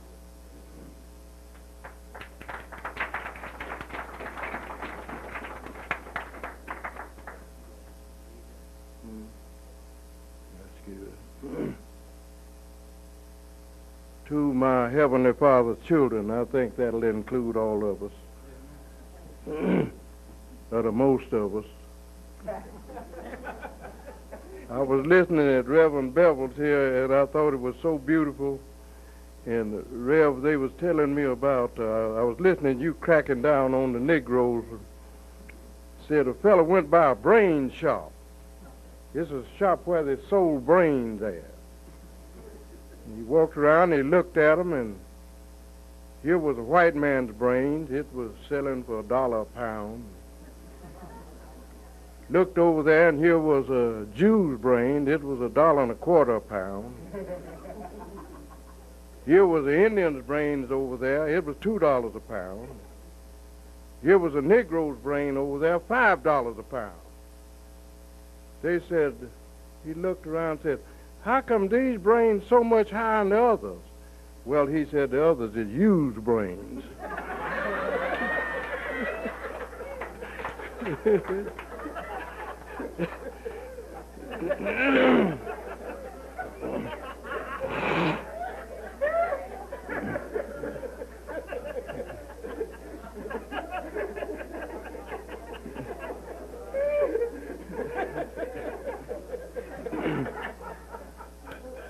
You know, I've got a brother. He's about the smartest one in the family, and he got to the 4th grade. And whenever we want to know something, we always go to him. And I had a car wreck, and I went to him, and I told him, I said, son, I said, I had a car wreck, and I said, I talked with a lawyer about the case, and the lawyer said he'd take it on contingency, and I don't know what this big word contingency means. Oh, he said, son, that's easy figured out. He said, that means if the lawyer loses the case, he don't get nothing. If he win the case, you don't get nothing.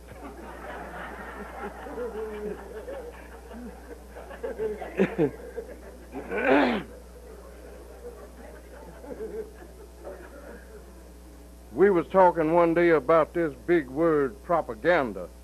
Nobody couldn't figure out what propaganda meant. And I asked him, I said, son, I said, what's the meaning of this big word, propaganda? Well, I married a girl that had 2 children when I married her. And he said, you see Elizabeth sitting over there? And I said, yeah, that's your wife. I said, that's right. Those children are her children. I said, that's right. He said, well, now that means that she is the proper goose, but you ain't the propaganda.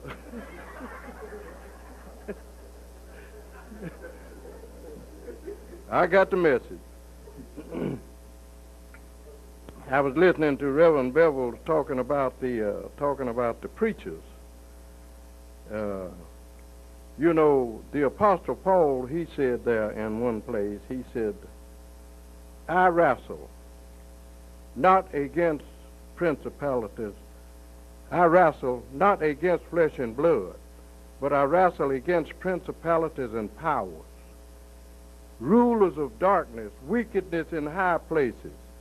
Now that's where the preacher is not going to go. Wickedness in high places, he shy back. And you can go to him with a problem, and the problem is a very serious problem. It's one that he's going to have to face either the court or the school board, or face the city council or some other position he don't want in, and he's, well, sister, I tell you what, now you need to pray. You see, the Lord will take care of this. Now, the Lord don't do for you what you can do for yourself. You can go to praying for the Lord to drop a sack of flour down there. You need some in the home. And your mouth will be white as a Missouri mule before that flour falls. The preacher hits a cop-out. And I've always thought this, Rev, and I don't mind saying this publicly and openly. I've always thought if I could get about 85% of the preachers in the penitentiary, I believe I could move the Negro. I could move the rest of them. Preacher's really a hindrance. You know, I was a state president of the NAACP in Oklahoma for 16 years, and I was a clear target for the Ku Klux Klan. And I disarmed the Ku Klux Klan with love. And I remember when I first, we had a governor there we had a fellow that run for governor. He knocked the Klan out there for a long time. And he was elected governor, and in his speeches he would say this on the end of his speech: if I'm elected to be governor and anyone come to your house with a pillow slip over his head and a sheet around him, shoot and shoot to kill. If you go to the penitentiary, I'll pardon you. That broke them up. They didn't get started back until long about the time when they passed that school integration decision. They began to congregate again, and this is about the time I was elected president of the NAACP. Well, I got a call from a television station, from a radio station, asking me if I would debate the imperial wizard of the Ku Klux Klan. And I told him, yeah. So we scheduled a debate, and that thing went nationwide. And we went over there, and they had a fellow by the name of John Clary, and he was the imperial wizard of Oklahoma. And he greeted me, hello there. Thought he said Trigger.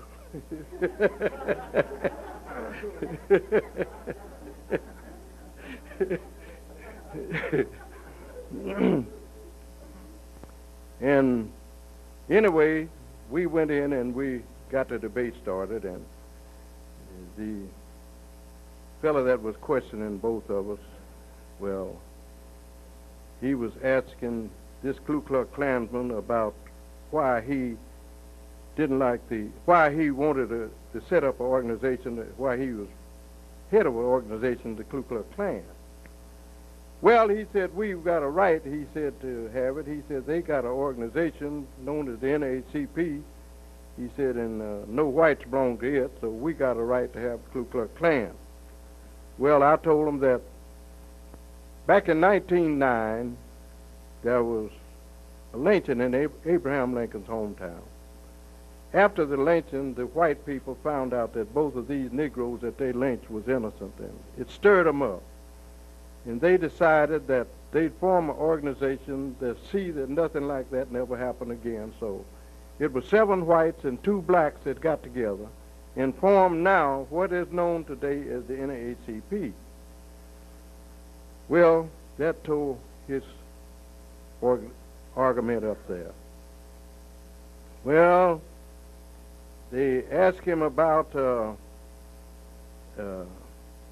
whether he believed that they ought to go to school together. And he said no, he didn't believe they ought to go to school together because we had some good schools. He said it's separate but equal. Well, I happened to be come up under that separate but equal deal, and it was one truth in it and one great big lie. The truth of it, it was separate. But it was a long ways from being equal. So we got over that hump, and then he said that all niggers, he said, come from monkeys. Ku Klux Klansmen, they was all around there, and all of them had a big laugh and a big hand clapping. And I said, John, I said, a cow will have a calf, a horse will have a coat, a dog will have puppies, a cat will have kittens. A monkey will have little monkeys, they don't have people. Then he said, well, the Bible says that everything should stay with its own kind. He made it after its own kind. I said, now, I'll have to partly agree with you there. I said, he made the trees after their kind, he made the animals after their kind, but he didn't make man after no kind. He said, let us make man in our image and after our likeness. Now, what John didn't know, that I had about 40 years experience on him in the Bible, and the Ku Klux Klansmen is not very good Bible scholars.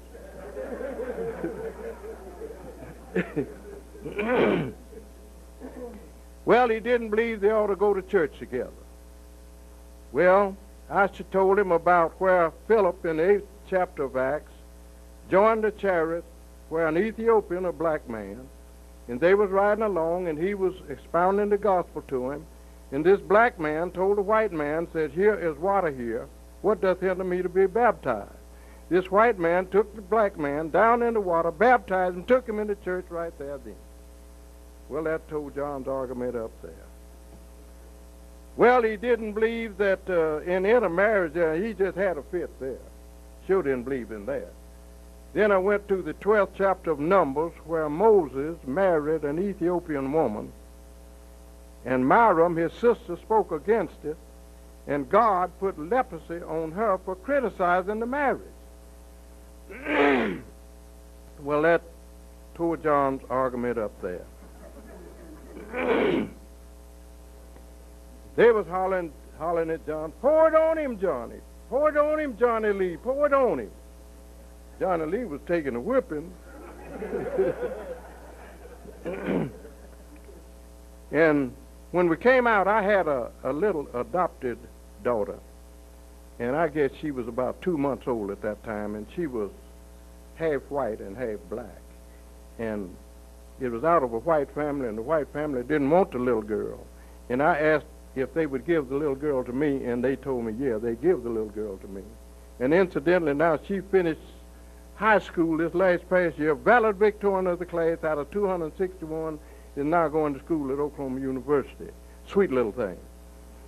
But anyway, I had my wife to pull the blanket back, and I said, John, how can you hate this little baby? I said, she's done nothing to nobody. He looked at the little baby, and then he snatched his head off. And they still went off talking about him and them other clansmen, and he looked around and he started cursing me. And I said, John, you can't do enough to me to make me hate you. And I said, I love you like a brother. And he looked around and cursed and walked off. And then that didn't satisfy him. I had a lot right beside my house. They was going to burn a 45-foot cross. Now, this was to get even with me. Well, I went into court. They sent to Tuscaloosa, Alabama, and got the old Grand Dragon, Robert Shelton. They brought him in. And that trial lasted all day, but the judge finally decided in my favor. They couldn't burn the cross. So I went home, and that night, I walked to the door, and here the Klan was marching in front of my house. And I got a telephone call, and one of the deacons said, Reverend Watts, he said, your church is on fire. Said, it's burning down. They had done set the church afire. And he said, don't come out. He said, we believe it's a ploy to kill you. Now, that's one night, Rev, I didn't come out. I stayed in.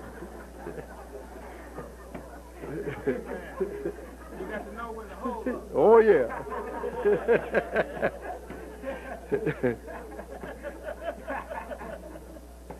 I called the police. They was very helpful. They said,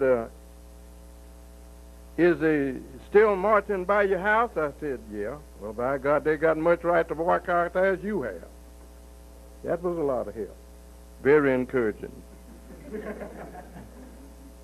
Well, after that, the next day, well, I got a call that they was going to whip me. Going to come down and give me a whipping.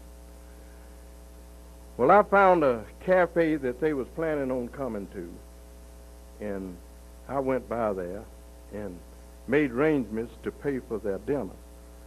Now, I'll be on the Geraldo show one day, I don't know when. I called them this morning, they said that they would call me and let me know, but the tape was cut on the 14th day of December. And I told all of this on the Geraldo show. I told so much they may not want to show it. Told a whole lot of other stuff too, Rev. And anyway, after they had burnt my church down, and they was going to give me a whipping, I went by and made arrangements with the manager of the cafe to pay for the dinner. And when they came there, it was about 2 days from then, they came there, 17 of them. And he called me, and I went there. I went in the back, and when they got through eating, well, I pulled my coat off, pulled my shirt off, pulled my undershirt off, stripped down to my waist. And the manager, he walked in there with me, and he said, Reverend Watts have paid for you all dinner, and now he's ready to take the whipping. And that completely disarmed them. They actually looked for me to fight back, and I wouldn't. But before then, too, I was setting up a branch at a little old town they called Hugo. And I had got I got a lot of those old nasty telephone calls and threatening telephone calls and nasty letters and all that kind of stuff. And one letter disturbed me. I was determined to set up a branch of the NAACP. But the last call I got was from a girl that she was wanting to be the president of the NAACP. And she said, Reverend Watts, I believe if I was you, so much talk been done about what they going to do to you if you come down here. I don't believe I'd come if I was you. Now that disturbed me. So I had a white friend of mine, and I was telling him about it. Well, his son-in-law was a highway patrolman, and he called him and asked him to go with me. And he went with me in a patrol car. He was 30 seconds behind me. And they came out. They came out, but just about the time they came out, that patrol car was right on them, and then they went back. But they was going to attack that night. So anyway, I would send this imperial wizard of the Ku Klux Klan. On Christmas, I'd send him a Christmas card. On his birthday, I'd send him a birthday card. And we were sitting on the side of the bed, me and my wife there one day. Now, this is several years later. And the phone rang. And she picked it up. And she had a strange look on her face, and she handed the phone to me and whispered, this is that old Ku Klux Klansman. And she handed the phone to me, and I said, hello? He said, hello, brother. Now, that was strange. It was always, hello, nigger. Hello, brother. And I said, hello. And he said, Reverend, he said, the Lord has called me to preach. I said, John, give me the privilege of letting you preach your first sermon in my church. He said, all right, now, this is the same church they burned down. So he preached his first sermon in my church, and today he is preaching all over America and fighting racism, Rev, as hard as you are. Yeah.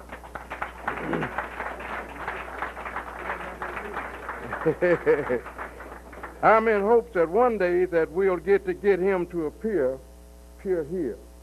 Because he attacked it like nobody's business. Jesus' way will work. Love your enemy. Do good to him that hates you, and that's hard to do. That's hard to do. It's like my folks tell me, Reverend, we need to get together. How in the world can we get together and you knifing me and putting stumbling blocks in my way and everything else, and they're telling me we need to get together. I am so happy to be here with Mr. LaRouche, and I was up there with him. That's why I come up was late, Brother Speed. I was up there talking to him, and it's mighty shameful that anybody would keep a man locked up in jail for 5 years with the kind of mind that can help this country so much. And it reminded me of Joseph. They put Joseph in jail, and old Joseph, he was under Pharaoh there, and he had on that good-looking coat, suede shoes, square shoulders, hair laid back, about a 32-inch waist, down about 6'2". Miss Pharaoh had eyes for Joseph. she told Joseph that she wanted him to come down and do an income tax for her.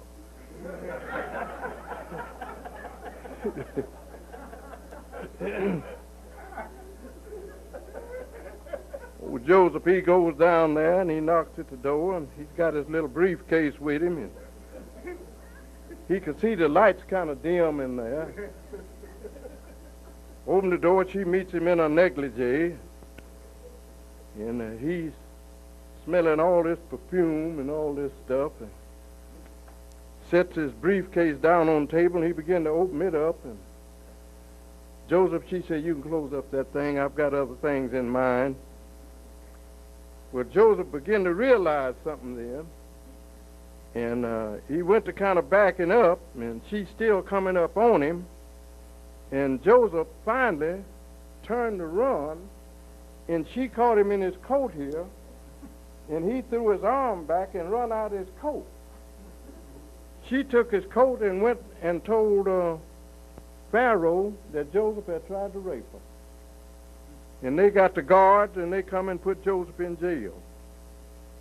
Now, we don't know how long Joseph was in jail, but he was in there, an innocent man. I don't know how long Joseph stayed in jail. 5 years.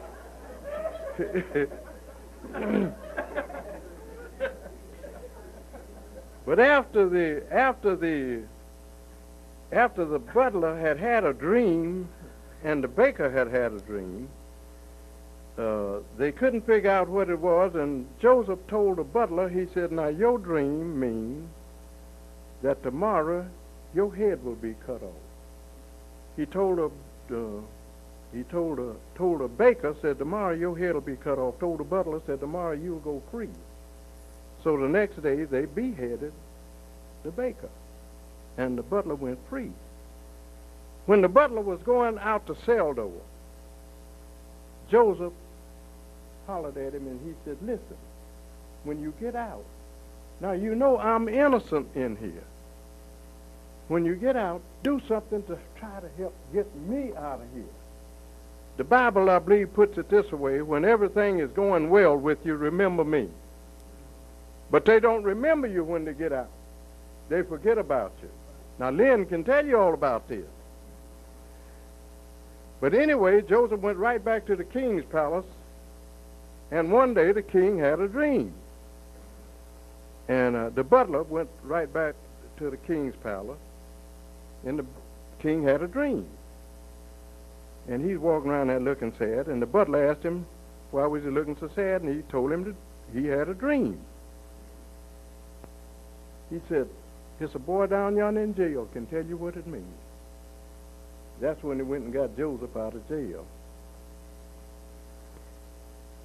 Mandela stayed in jail 27 years and didn't break his spirit, didn't disturb his mind.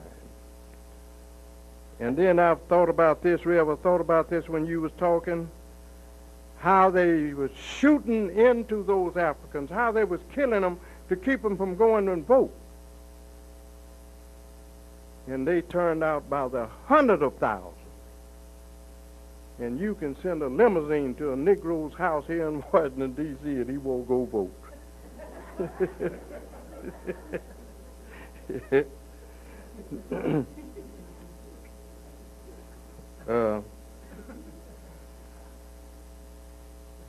Now, if that is one of the weapons, one of the main weapons that we can use, and that's the ballot, and we can use that handily. Ronald Reagan, do you know when he won the election, when he was president, he carried New York State by 962,000 votes. And that was 1,500,000 Negroes didn't even go to the polls. He'd have never, in 5 states, if the Negro had come out and voted, he'd have never seen the light of day. We are actually wasting ourselves. We have sat here and we have let the White House fill up with people that are our enemies. and we're going to suffer. We're going to pay for it. And I'm going to wind this thing down. I went to school to a teacher, and she told me, she said, son, when they ask you up to say something, always stand up so they can see you, and speak loud so they can hear you, and then sit down so they'll like you. So,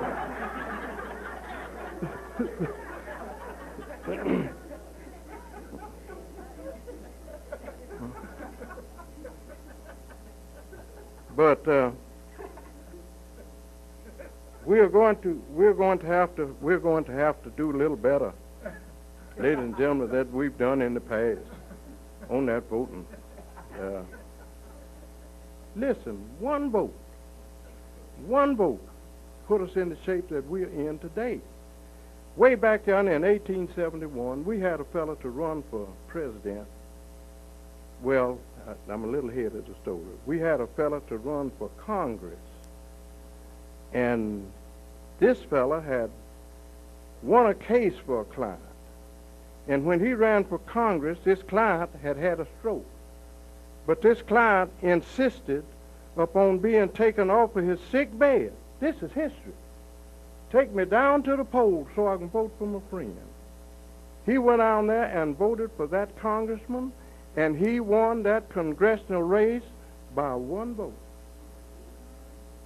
He went on to be the president of the United States. He won the election by one electoral vote.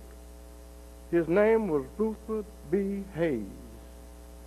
He ran against a fella, a Democrat by the name of Samuel J. Tilden. At that time, you had to have 185 electoral votes to win. Samuel Tilden had 184. This was the closest election in history. He threw it in the House of Representatives. 2 southern states held out. Rutherford B. Hayes made a deal with these 2 southern states that if you will throw your support to me, I will pull the federal troops out of the South and disfranchise the Negroes.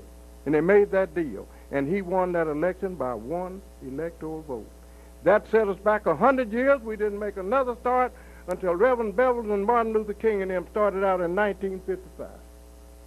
We was handicapped and stopped because we didn't vote. Let's not make the same mistake. The last thing I want to say is about Miss LaRouche. I don't know how well you all know her, but she is a doll. And I just wonder why the Lord didn't make 1,000,000 of her kind.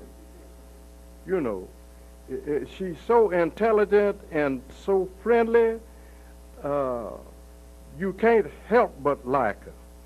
And Lynn, I was listening to him up there a while ago, and he said, he was talking about a fellow, Rev, I won't call his name, but he said his brain, his wife keeps his brain. And she keeps him locked up and turning him loose, but you turn him loose with his mouth. He's got a mouth.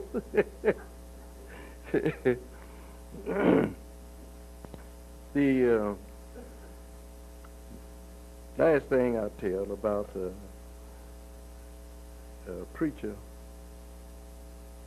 Rev, he liked him a little nip before he went to the pulpit, and he got up there that morning and he was out, and he discovered he was out, and had a little boy about 10 years old, and he told him to go down to Paul's and tell Paul to send him a half pint of whiskey, and he'd pay him for it after church.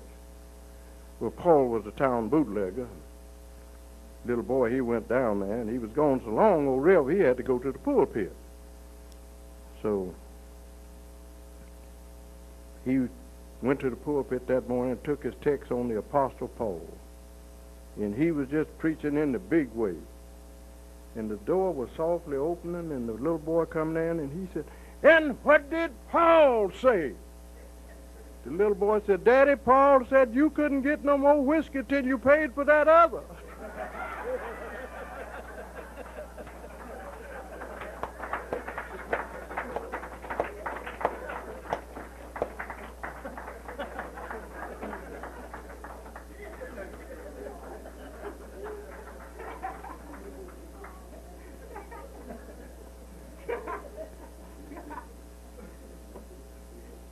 Well, this is the agitational work session of this conference. I presume everybody is agitated, and we still have a lot of work to do, and we've got another 30 minutes. So I would encourage people to line up at the microphone, and if you want to address your questions to specific people on the panel, feel free to do that. Otherwise, just raise general questions.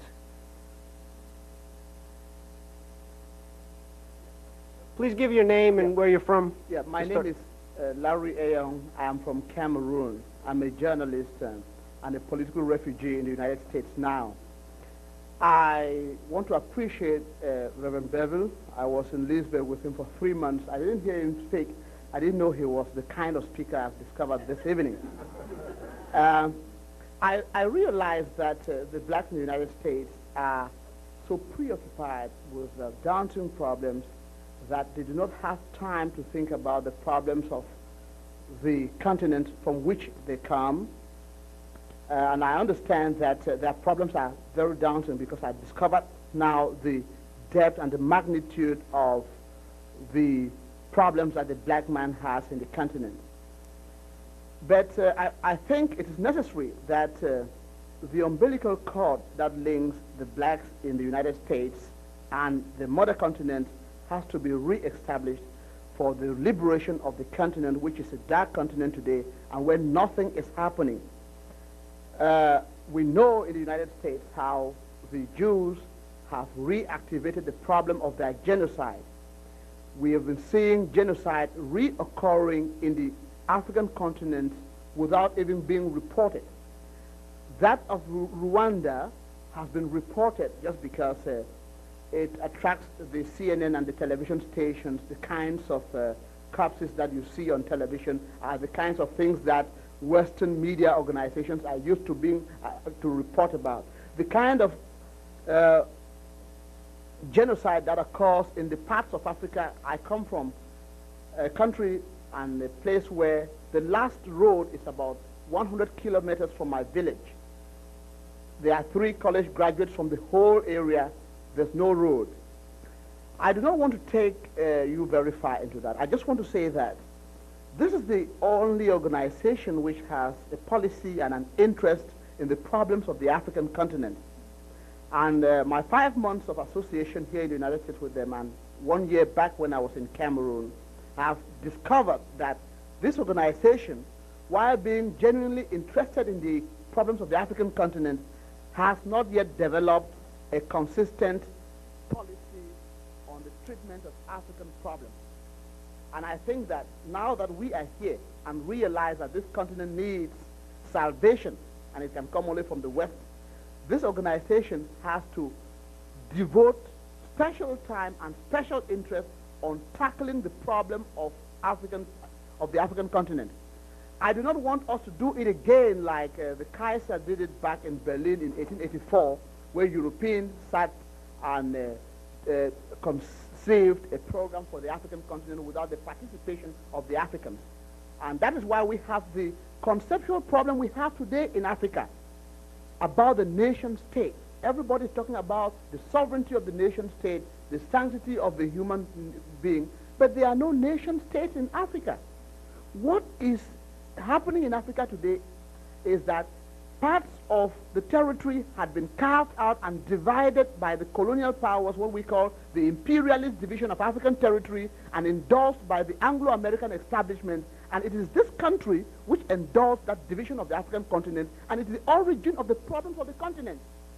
We have seen the best blueprints you can ever conceive in terms of economics here in this organization today, but you can't put down those blueprints because the political landscape is so bad, is so catastrophic that you can't put those principles down in Africa.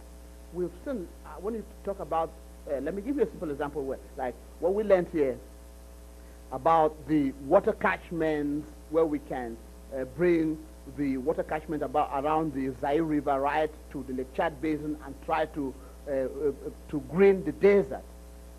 The micro-states and the presidents whom I consider as the managers of the estates of the imperialist nations back in Africa will not allow you to pass through that territory. They will tell you that I'm a sovereign nation and I can decide that I don't want this canal to pass here, or The kind of train gauge that I want is an 8 inches gauge. I don't want a 10 inches gauge to pass through my territory. So we have to address the problem of the African continent about the nation states, which are the real impediment to development. The peoples of Africa have never lived in those kinds of boundaries, and so long as the Anglo-American establishment and North American institutions recognize those things as nation states and deal with them, there will be only genocide in Africa. Thank you very much.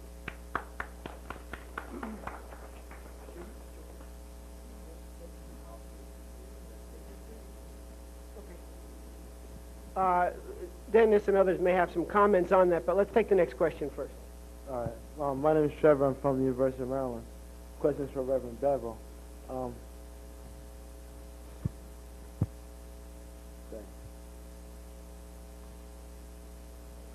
more contemporary question. I just want to know what influence he feels that hip-hop music has on the young black community, or just like the community as a whole in America.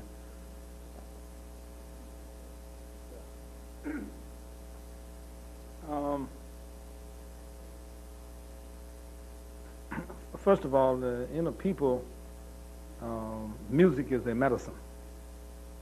Okay, it's medicine. And when a people are oppressed, generally, the oppressing group takes the vulgar music of that group and feed that vulgarity back to the youth to keep them from intellectual development. And that's what is happening. For instance, like, let me give you an illustration of music. I went to Albany, Georgia in 1962, and the church was packed with young people, high school students. And Bernice Reagan was that in as a student, and a girl named Ruthie Harris. And they were singing. And just listen to this. Ain't gonna let nobody turn me around, turn me around, turn me around. Ain't gonna let nobody turn me around. I'm gonna keep on up. Now, this music made these people express like the American revolutionary principle. And before I be a slave, I'll be buried in my grave. Give me liberty or give me death. That kind of music is revolutionary music, and it's devastating. So that the enemy of the people wouldn't want that kind of music played. What happened right after the killing of King and Malcolm, the whole shift, what are these guys, Superfly and these guys? See? They came with all this stuff. And all this stuff is not authentic music. It's not authentic music. It's where you take an ambitious, ignorant person and glorify them. And so then you make people have disdain for the beautiful and for the sacred. And the way you enslave a people is you turn them into vulgar people.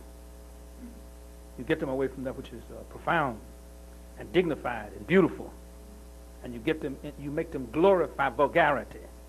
And so right now, on the college campuses and the high schools and around about, the end thing is to be vulgar, to be crude and lewd, and excellence in speech and in thought and in work is demeaned and downplayed.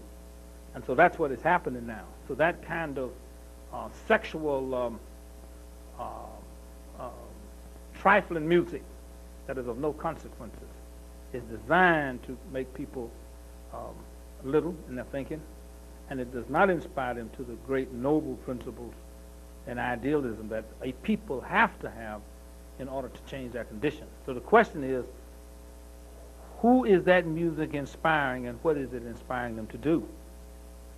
And who packages and sell that music, and who promote that music, and who nurse and nurture that music and make sure it's out there? Who is that?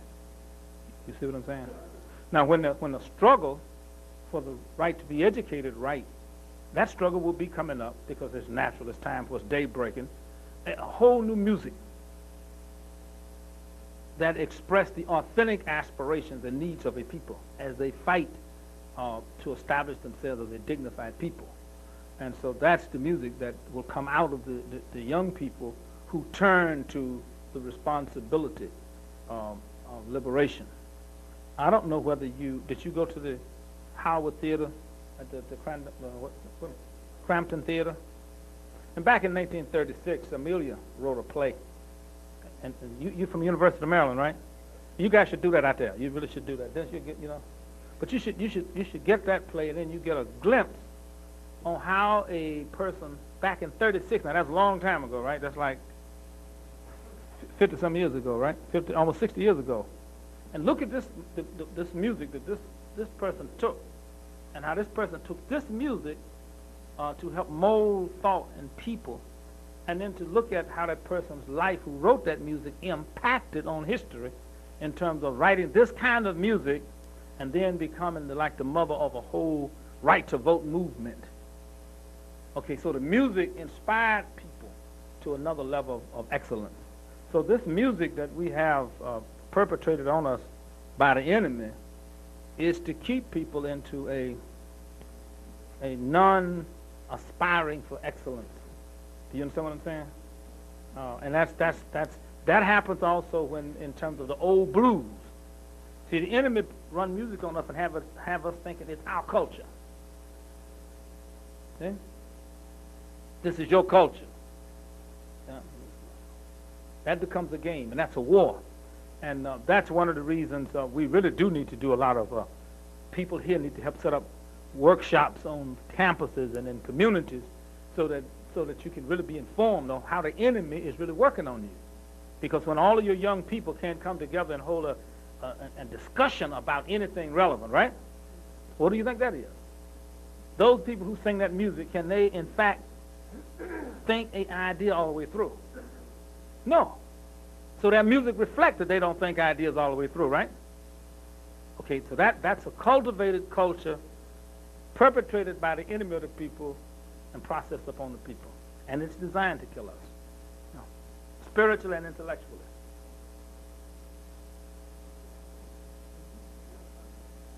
Next. My name is Josephine Pulliam. I'm from Arlington, Virginia, and I serve as the Vice President of the NAACP. And I'm speaking on this because right now it seems like I just have one or two, but I'm trying to start a movement to change our voting rights in Virginia. In Virginia, once a person been convicted of a crime, they go to jail, they serve their time, they come out. Even after they answer their parole officers and they finish with all that, they still cannot vote until the governor decides that he's going to pardon them.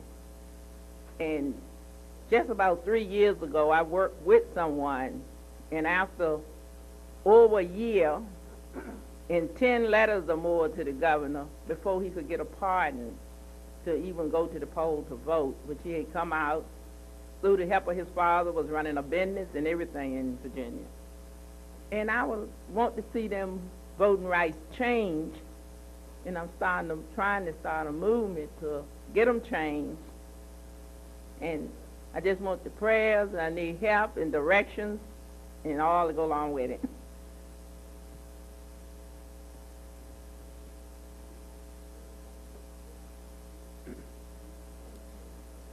My name is Maurice Salakan, and I'm a human rights activist here in the Washington area. I must be honest, when I was sitting here, and I've been here for all of this evening's session, I was undecided as to whether or not I was going to come up and put forward a question or make a statement. And then something just happened about 15, 20 minutes ago that made the decision for me. I got a page from a young lady who is an aunt of a young man who's been locked up now since he was 15 years old. She gave me, in fact, she had called and left something on my voicemail the other day, and I just got more of a full spiel on her nephew's case. He's been locked up since he was 15. He's 25 now. He got a 25-year sentence.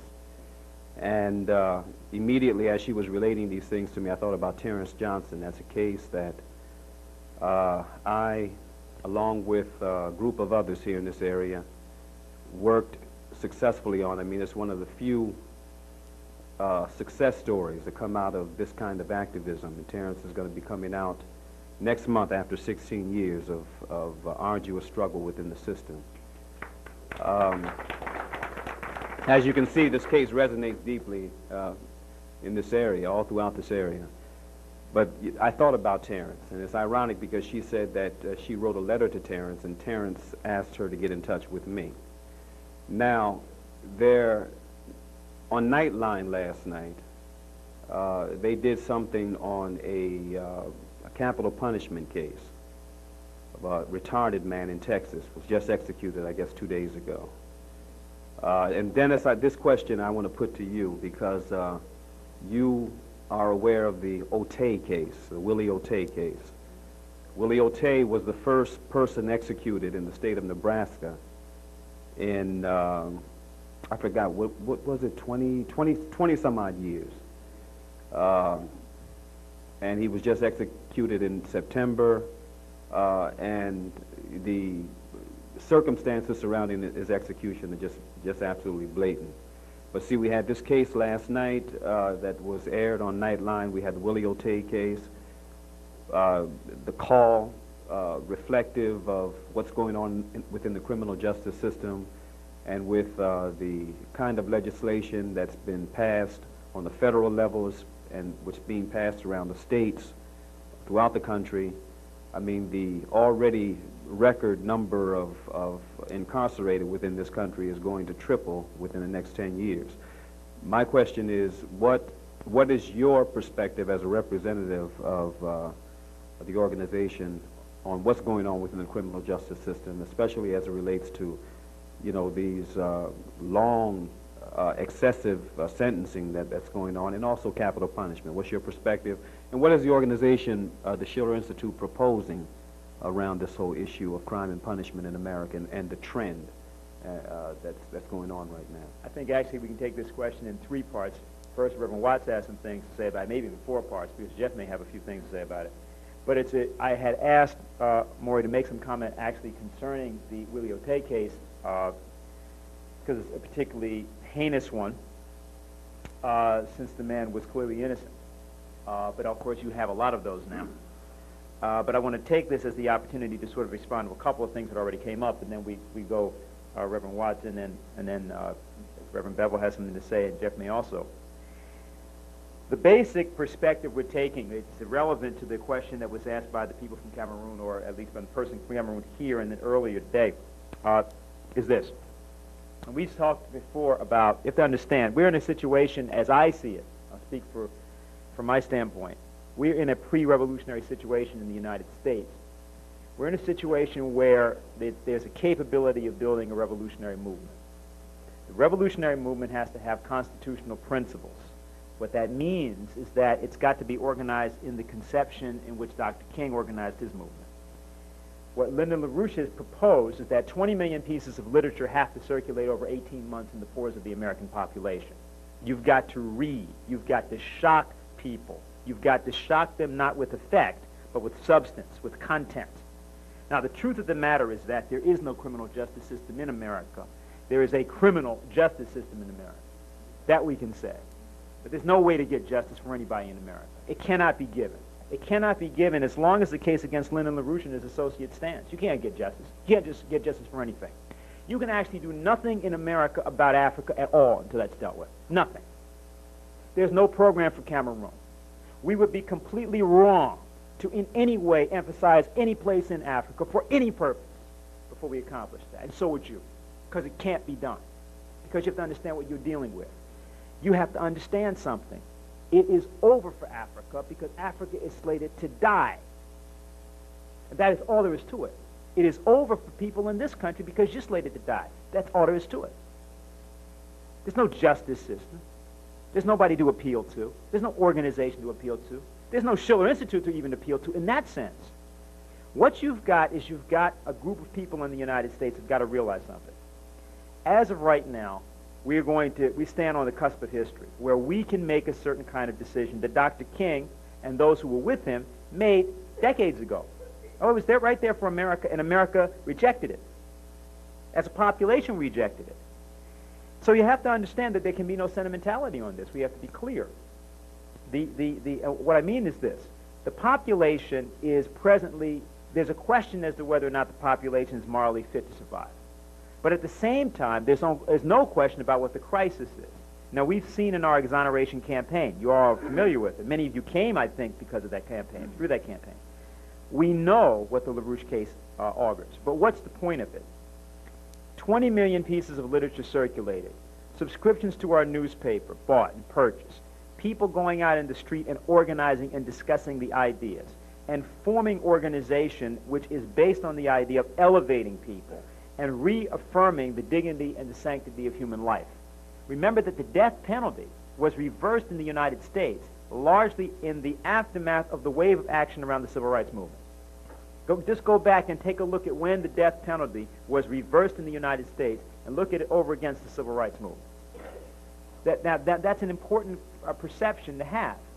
And what I think, in terms of our organization, one specific thing that we've said, which LaRouche has pointed out, is that the privatization of prisons, he has a proposal that that there be a series of pamphlets, one of which will be on that topic. Others will be on the health care question. Others will be on other topics. We have a pamphlet on education right now. But all of these are supposed to circulate one after another, but with one pamphlet that's always there, which is the exoneration. The exoneration issue is always up front. Why? You have to understand, we face a situation in the country where our inaction, our moral inaction as a nation, threatens to exterminate the human race. Now, that doesn't mean that America is the problem. I think Lyndon LaRouche made that very clear earlier today. That's not the problem. And what Reverend Bevel's tried to point to is that the problem is us. The problem is us and our inaction. See, so whenever people, and I'm not addressing this to Maury because Maury knows we work on these things, right? And we have a very clear idea about what we're going to do on this. But the perspective of the organization is you've got to roll the whole thing back. You've got to oppose it, no matter if 95% of the population is for it. It doesn't mean anything. 95% of the population being for capital punishment is no more meaningful than 95%, and this wasn't even true. But a large percentage, let's say, of the German population all being for Hitler would have meant that you shouldn't have fought Hitler. You can't make a judgment like that. You've got to make a moral judgment. And the issue involved for us is to really get serious about this. On economics, same thing. We have an economic policy as a group of programs. And it was said earlier, well, you have these policies, but these things, how can these things work in Africa? Because after all these people in Africa oppose these things. Well, let me be very concrete with you. Then if that is the case, then Africa is doomed. Well, if you're right, then there is going to be no Africa. Now, you can take your choice, but that is the way that it is. Now, we didn't make it that way, but that is the way it is. And we are not about to in any way delude anybody, including you, about the idea that there is any other way to do it. Now, if that means to you that you're looking at half of Africa disappearing, then I submit to you, you may be looking at that. And you better be prepared to live with that, because that just means that you'll have to face the fact that it may be too late because of the inaction that has happened so far. That's how we live. We are responsible for what has happened. There is no way of going backward. And if you don't go with these policies, everybody will die. 100% will die. So that those who would purport to get up and try to mollify, to propitiate, to say nicely, well, you know, I think maybe we can come up with something. Maybe we can help a few people in Africa. Yeah, well, they are worse. They are worse than criminals. They're worse than the racists because they are denying the truth. The truth is this is how bad it really is. Now, we can have a policy, but not more than a policy. We have a need to act. Let's take this capital punishment thing. I want to see one thing on that, and then let Reverend Watts come up and go through, because he's fought this. He's done a lot of work on this. What's the policy of the organization? We oppose the capital punishment. We intend to release millions of pamphlets on the privatization of prisons, pointing out that it's a new Auschwitz. And I believe that what we have to do, and we've discussed this a bit, including also with Mr. LaRouche, that what needs to be done is that we have to formulate like almost not a computer pool exactly, but an information pool on these cases. Because the problem is everybody's fighting these things around the country one by one. Sometimes you win and many times you lose. But the problem is that there's no unified fight. That's the essential thing that has to be done. We have to have a unified fight on this question. And what I'm referring to is that and Lynn knows this better than I do, so I don't want to try to speak on more of it than what I know. But the idea is that if we can manage to pull together the successful battles against it and launch something that is a singular offensive, maybe we can get somewhere with this issue. But there's not an issue question. The capital punishment is more a symptom of what's the directionality of the society. So what we've got to do is we've got to move these 20 million plus pieces of literature, and we've got to create a movement of people. We've got to uplift people to be able to fight for the moral fitness to survive. And that is where we are directing. That's why we have this panel tonight. That's what the idea of agitation is, that all of you have to be in this thing full time. If that may not mean you quit your job in terms of being full time, it just means that mentally, full time, you have to be committed to what we're talking about. And if that happens, then we can begin to address these things in a much more successful way. And our rate of success will also increase. But it's a military question. And I thought that it should be just posed that way.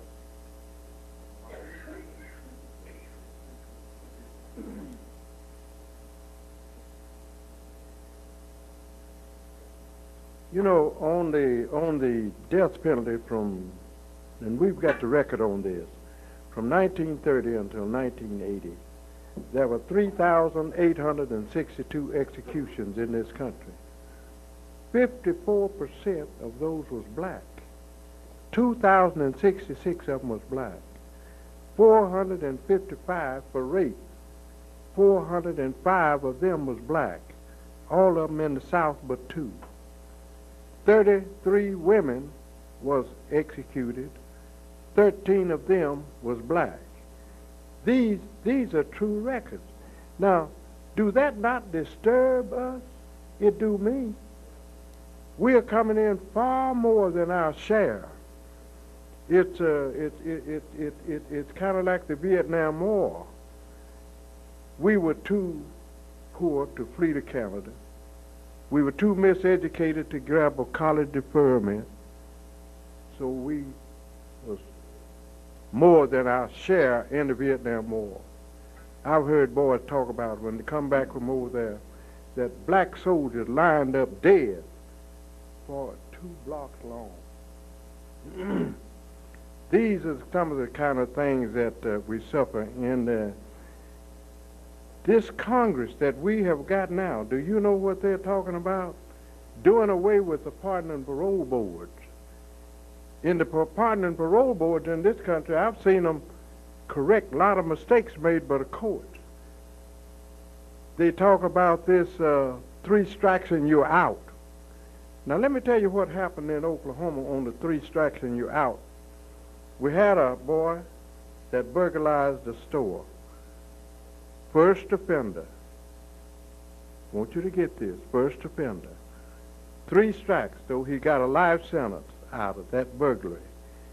They charged him for breaking in. That was 1 strike. He took some merchandise. That's another strike. They tried him for that. Then he had a firearm on him. They tried him for that. 3 strikes and he's out. Doing a life sentence now on 1. This is some of the kind of stuff that they go through. On the pardon and parole board, I worked in the correction system. And I don't know, I think I had one of the best that maybe could be developed of ways of knowing when a boy was, when a young man was ready for parole. I had 2 boys in there that I could trust. And I would talk to them, and I would help them out. I'd leave them a little money up at the canteen where they could get cigarettes and soap and this kind of stuff. And whenever I'd hit that prison ground, they'd come to me. And when a boy was going up for parole, I'd ask him this. I'd say, check him out. And they'd go and talk with him, and they'd talk with him confidentially. Then they'd come back and tell me what he said. They'd tell me what his plans were. If he planned to to make good when he got out, then I would go up before the Pardon and Parole Board for him. And if they come and told me that that boy would make good, 95% out of 100, they was correct. And if they told me he wouldn't make it, he wouldn't make it. And I've had them to come and tell me, Reverend Watts, he can't make it. And I'd go ahead on and go up before the Pardon and Parole Board. Well, I had one boy said, Reverend Watts said, it won't be 2 weeks before he be back in here. But they was mistaken. He was out 2 months, but he come right back.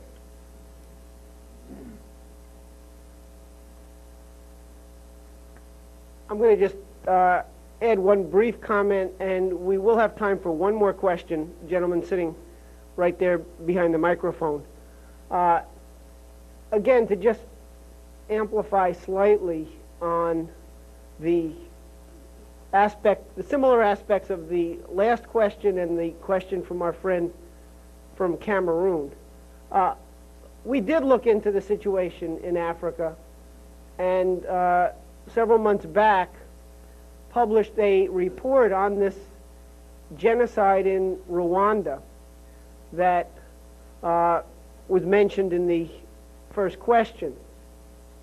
Here you had a country that was the country in Africa with the lowest infant mortality rate, the highest life expectancy. It had a relatively developing public health system as of early April of last year. And in a span of 9 months, about 80% of the 8.1 million people of that country were either killed or driven into refugee camps that for all intents and purposes might as well be labeled for what they really are, which is death camps.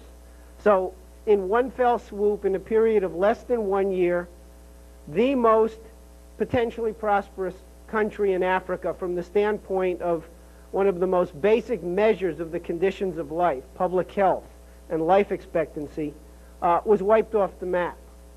But in the course of investigating that and actually trying to get at the underlying issue of who was behind it and what the motives were, we found out something that was a lot more disturbing that reinforces Dennis's point of a few moments ago, that we can't do anything for Africa per se.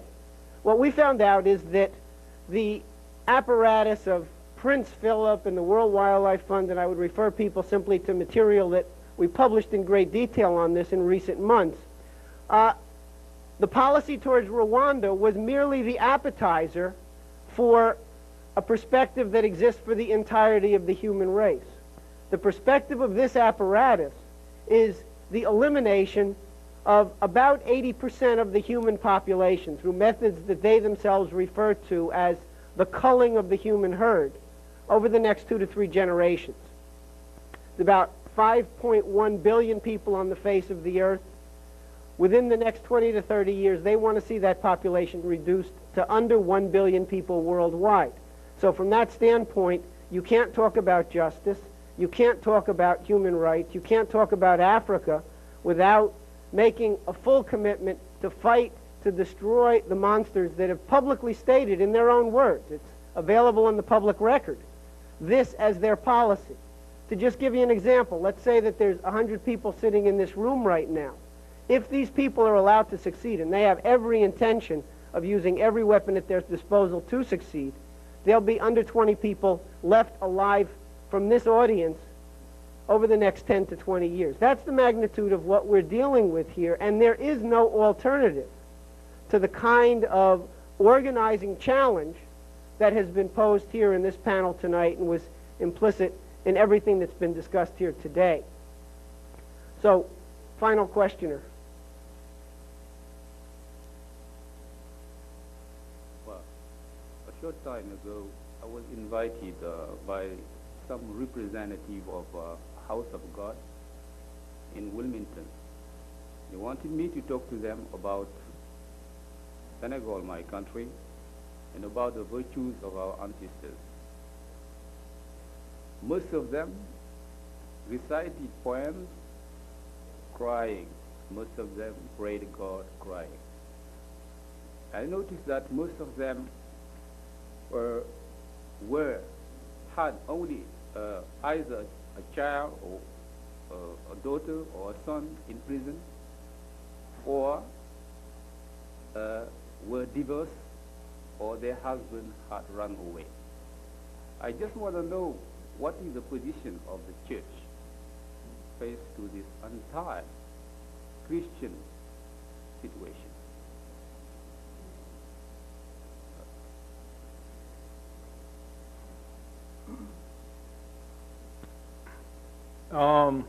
From a science point of view,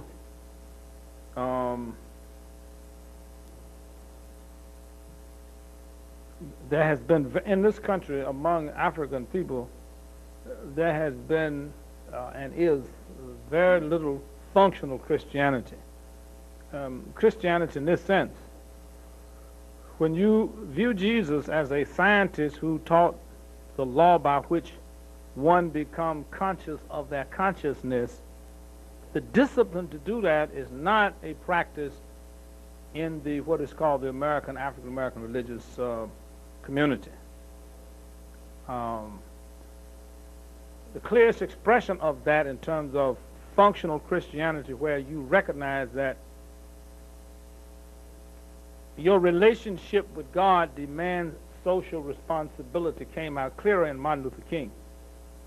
And when you get beyond that, the concept of Christianity as the driving force for sovereign nations and equitable cities is not a conception yet in the African American people.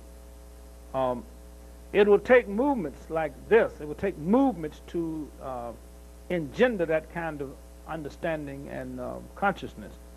And that's why so much was put into breaking up our movement, because we were introducing people to Christianity. The movement was introducing people to functional Christianity. That's what was happening. But before that, the people were not introduced and are not introduced to Christianity. Now, in other words, you cannot teach Christianity apart from a process of application. You know, you teach aviation in the process of building and flying airplanes. You have to teach Christianity within the context of a conscious people addressing their real problems scientifically, whether they're social problems, educational problems, economic development problems. So in that sense, without a movement taking on that kind of work, then Christianity is not, the church is not at work. So the Negro religious entertainment centers are doing fine. We have them, they're packed on Sunday. They have good, good jazzy music. But as it relates to teaching the scientific principles of personhood and sanctity in marriage and sovereignty in government and the need to be economically independent and to fight for that. No, that kind of Christianity, which is real Christianity, is not at this point, has not become a force. Now, what we will do, and that's why, for instance, it's important that people come to work, people come to organize. Ministers can be organized and educated, the conferences. They're just sitting there. But that takes work. That takes people. That's getting on the phone, calling and organizing meetings. So the church can be organized. It's open. It's available. Just let me give you an illustration of what I mean. When we went to Mississippi and Alabama in the 60s, the churches was doing their rituals. But they were there. We took the movement into the church because the movement belonged in the church, because the movement is the church. Okay? The church buildings and the people are just there. When we formulate the Christian theology into constitutional and education policies and actions, then we can penetrate those institutions and get them to become serious and active. But it's not a force at this point. It's a passive force at this point. There are no ministers meeting to discuss education and what to be done about it. There are no ministers meeting to discuss capital punishment and how to address that. The guys now are meeting and fighting over who's going to get part of the $32 billion to help kill the people. That argument is going on now. So that's where we are now. So when you start talking about church, active church, this organization is basically active church. That's Christianity. When you take that kind of response, when you become the salt, when you become the city, when you begin to fight for policies. And our churches historically have not even understood the responsibility of the church within a free country to establish policies. They don't work at establishing policies. They are not even conscious that that is their responsibility. So we do not have that kind of vibrant force at this point that is giving leadership. We have to develop that. And going back to what Dennis said, you see, it's cold-blooded. What you as an individual is not willing to get with other individuals and organize and make happen, it's not going to happen. The people are under attack around the world, the third world people. The policy to eliminate these people is real. The budgets have already been appropriated, $32 billion on the American scene, but there are not people, organizational leadership coming together to say, let's address this and let's stop this.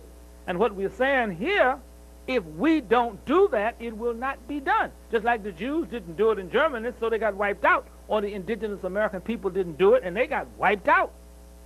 Okay, so there's nothing that say, just because we're here, we will survive. The question that Dennis and LaRouche raised, are we morally fit to survive? If we do not take on certain kind of responsibilities from a Christian point of view, we're not morally fit to survive. But if we become Christians, yes, all the options and opportunities for turning the thing around exist. But there have to be people with the spirit and consciousness to do that. And without people dedicating themselves to real work, that consciousness will never develop.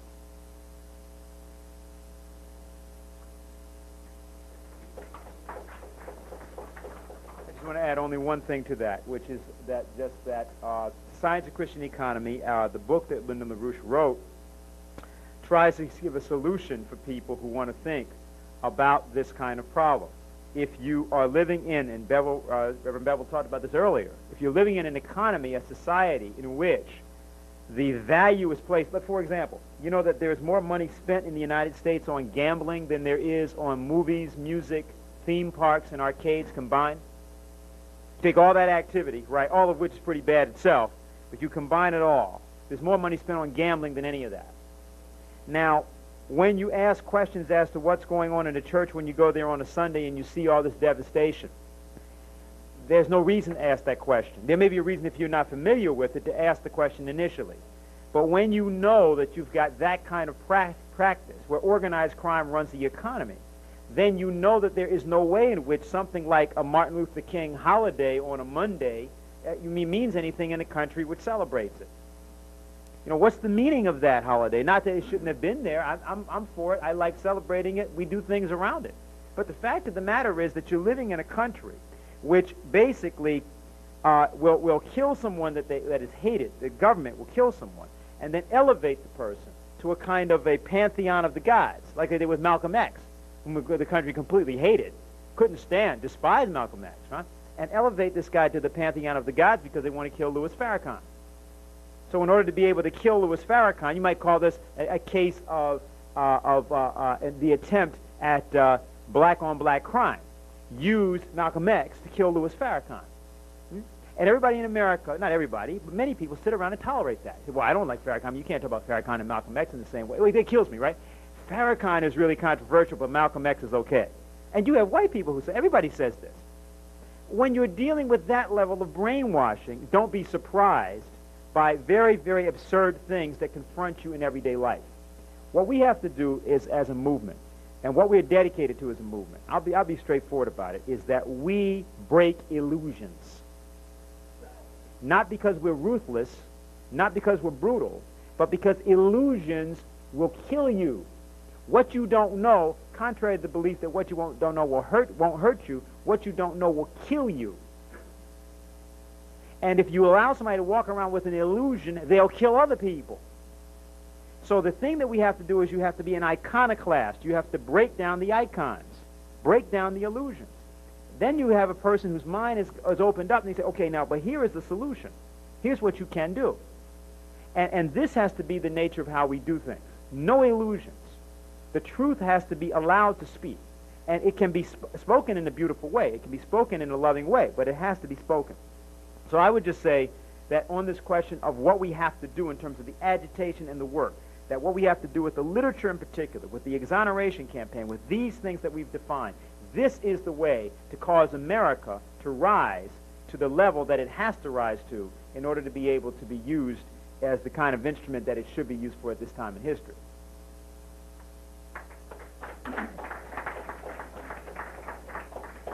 I want to thank everybody. This concludes the evening panel. If anybody has any further questions, you're welcome to come up to the front of the room for the next few minutes. Otherwise, the literature table should be congregated and crowded with people picking up material to bring back with them. Good night.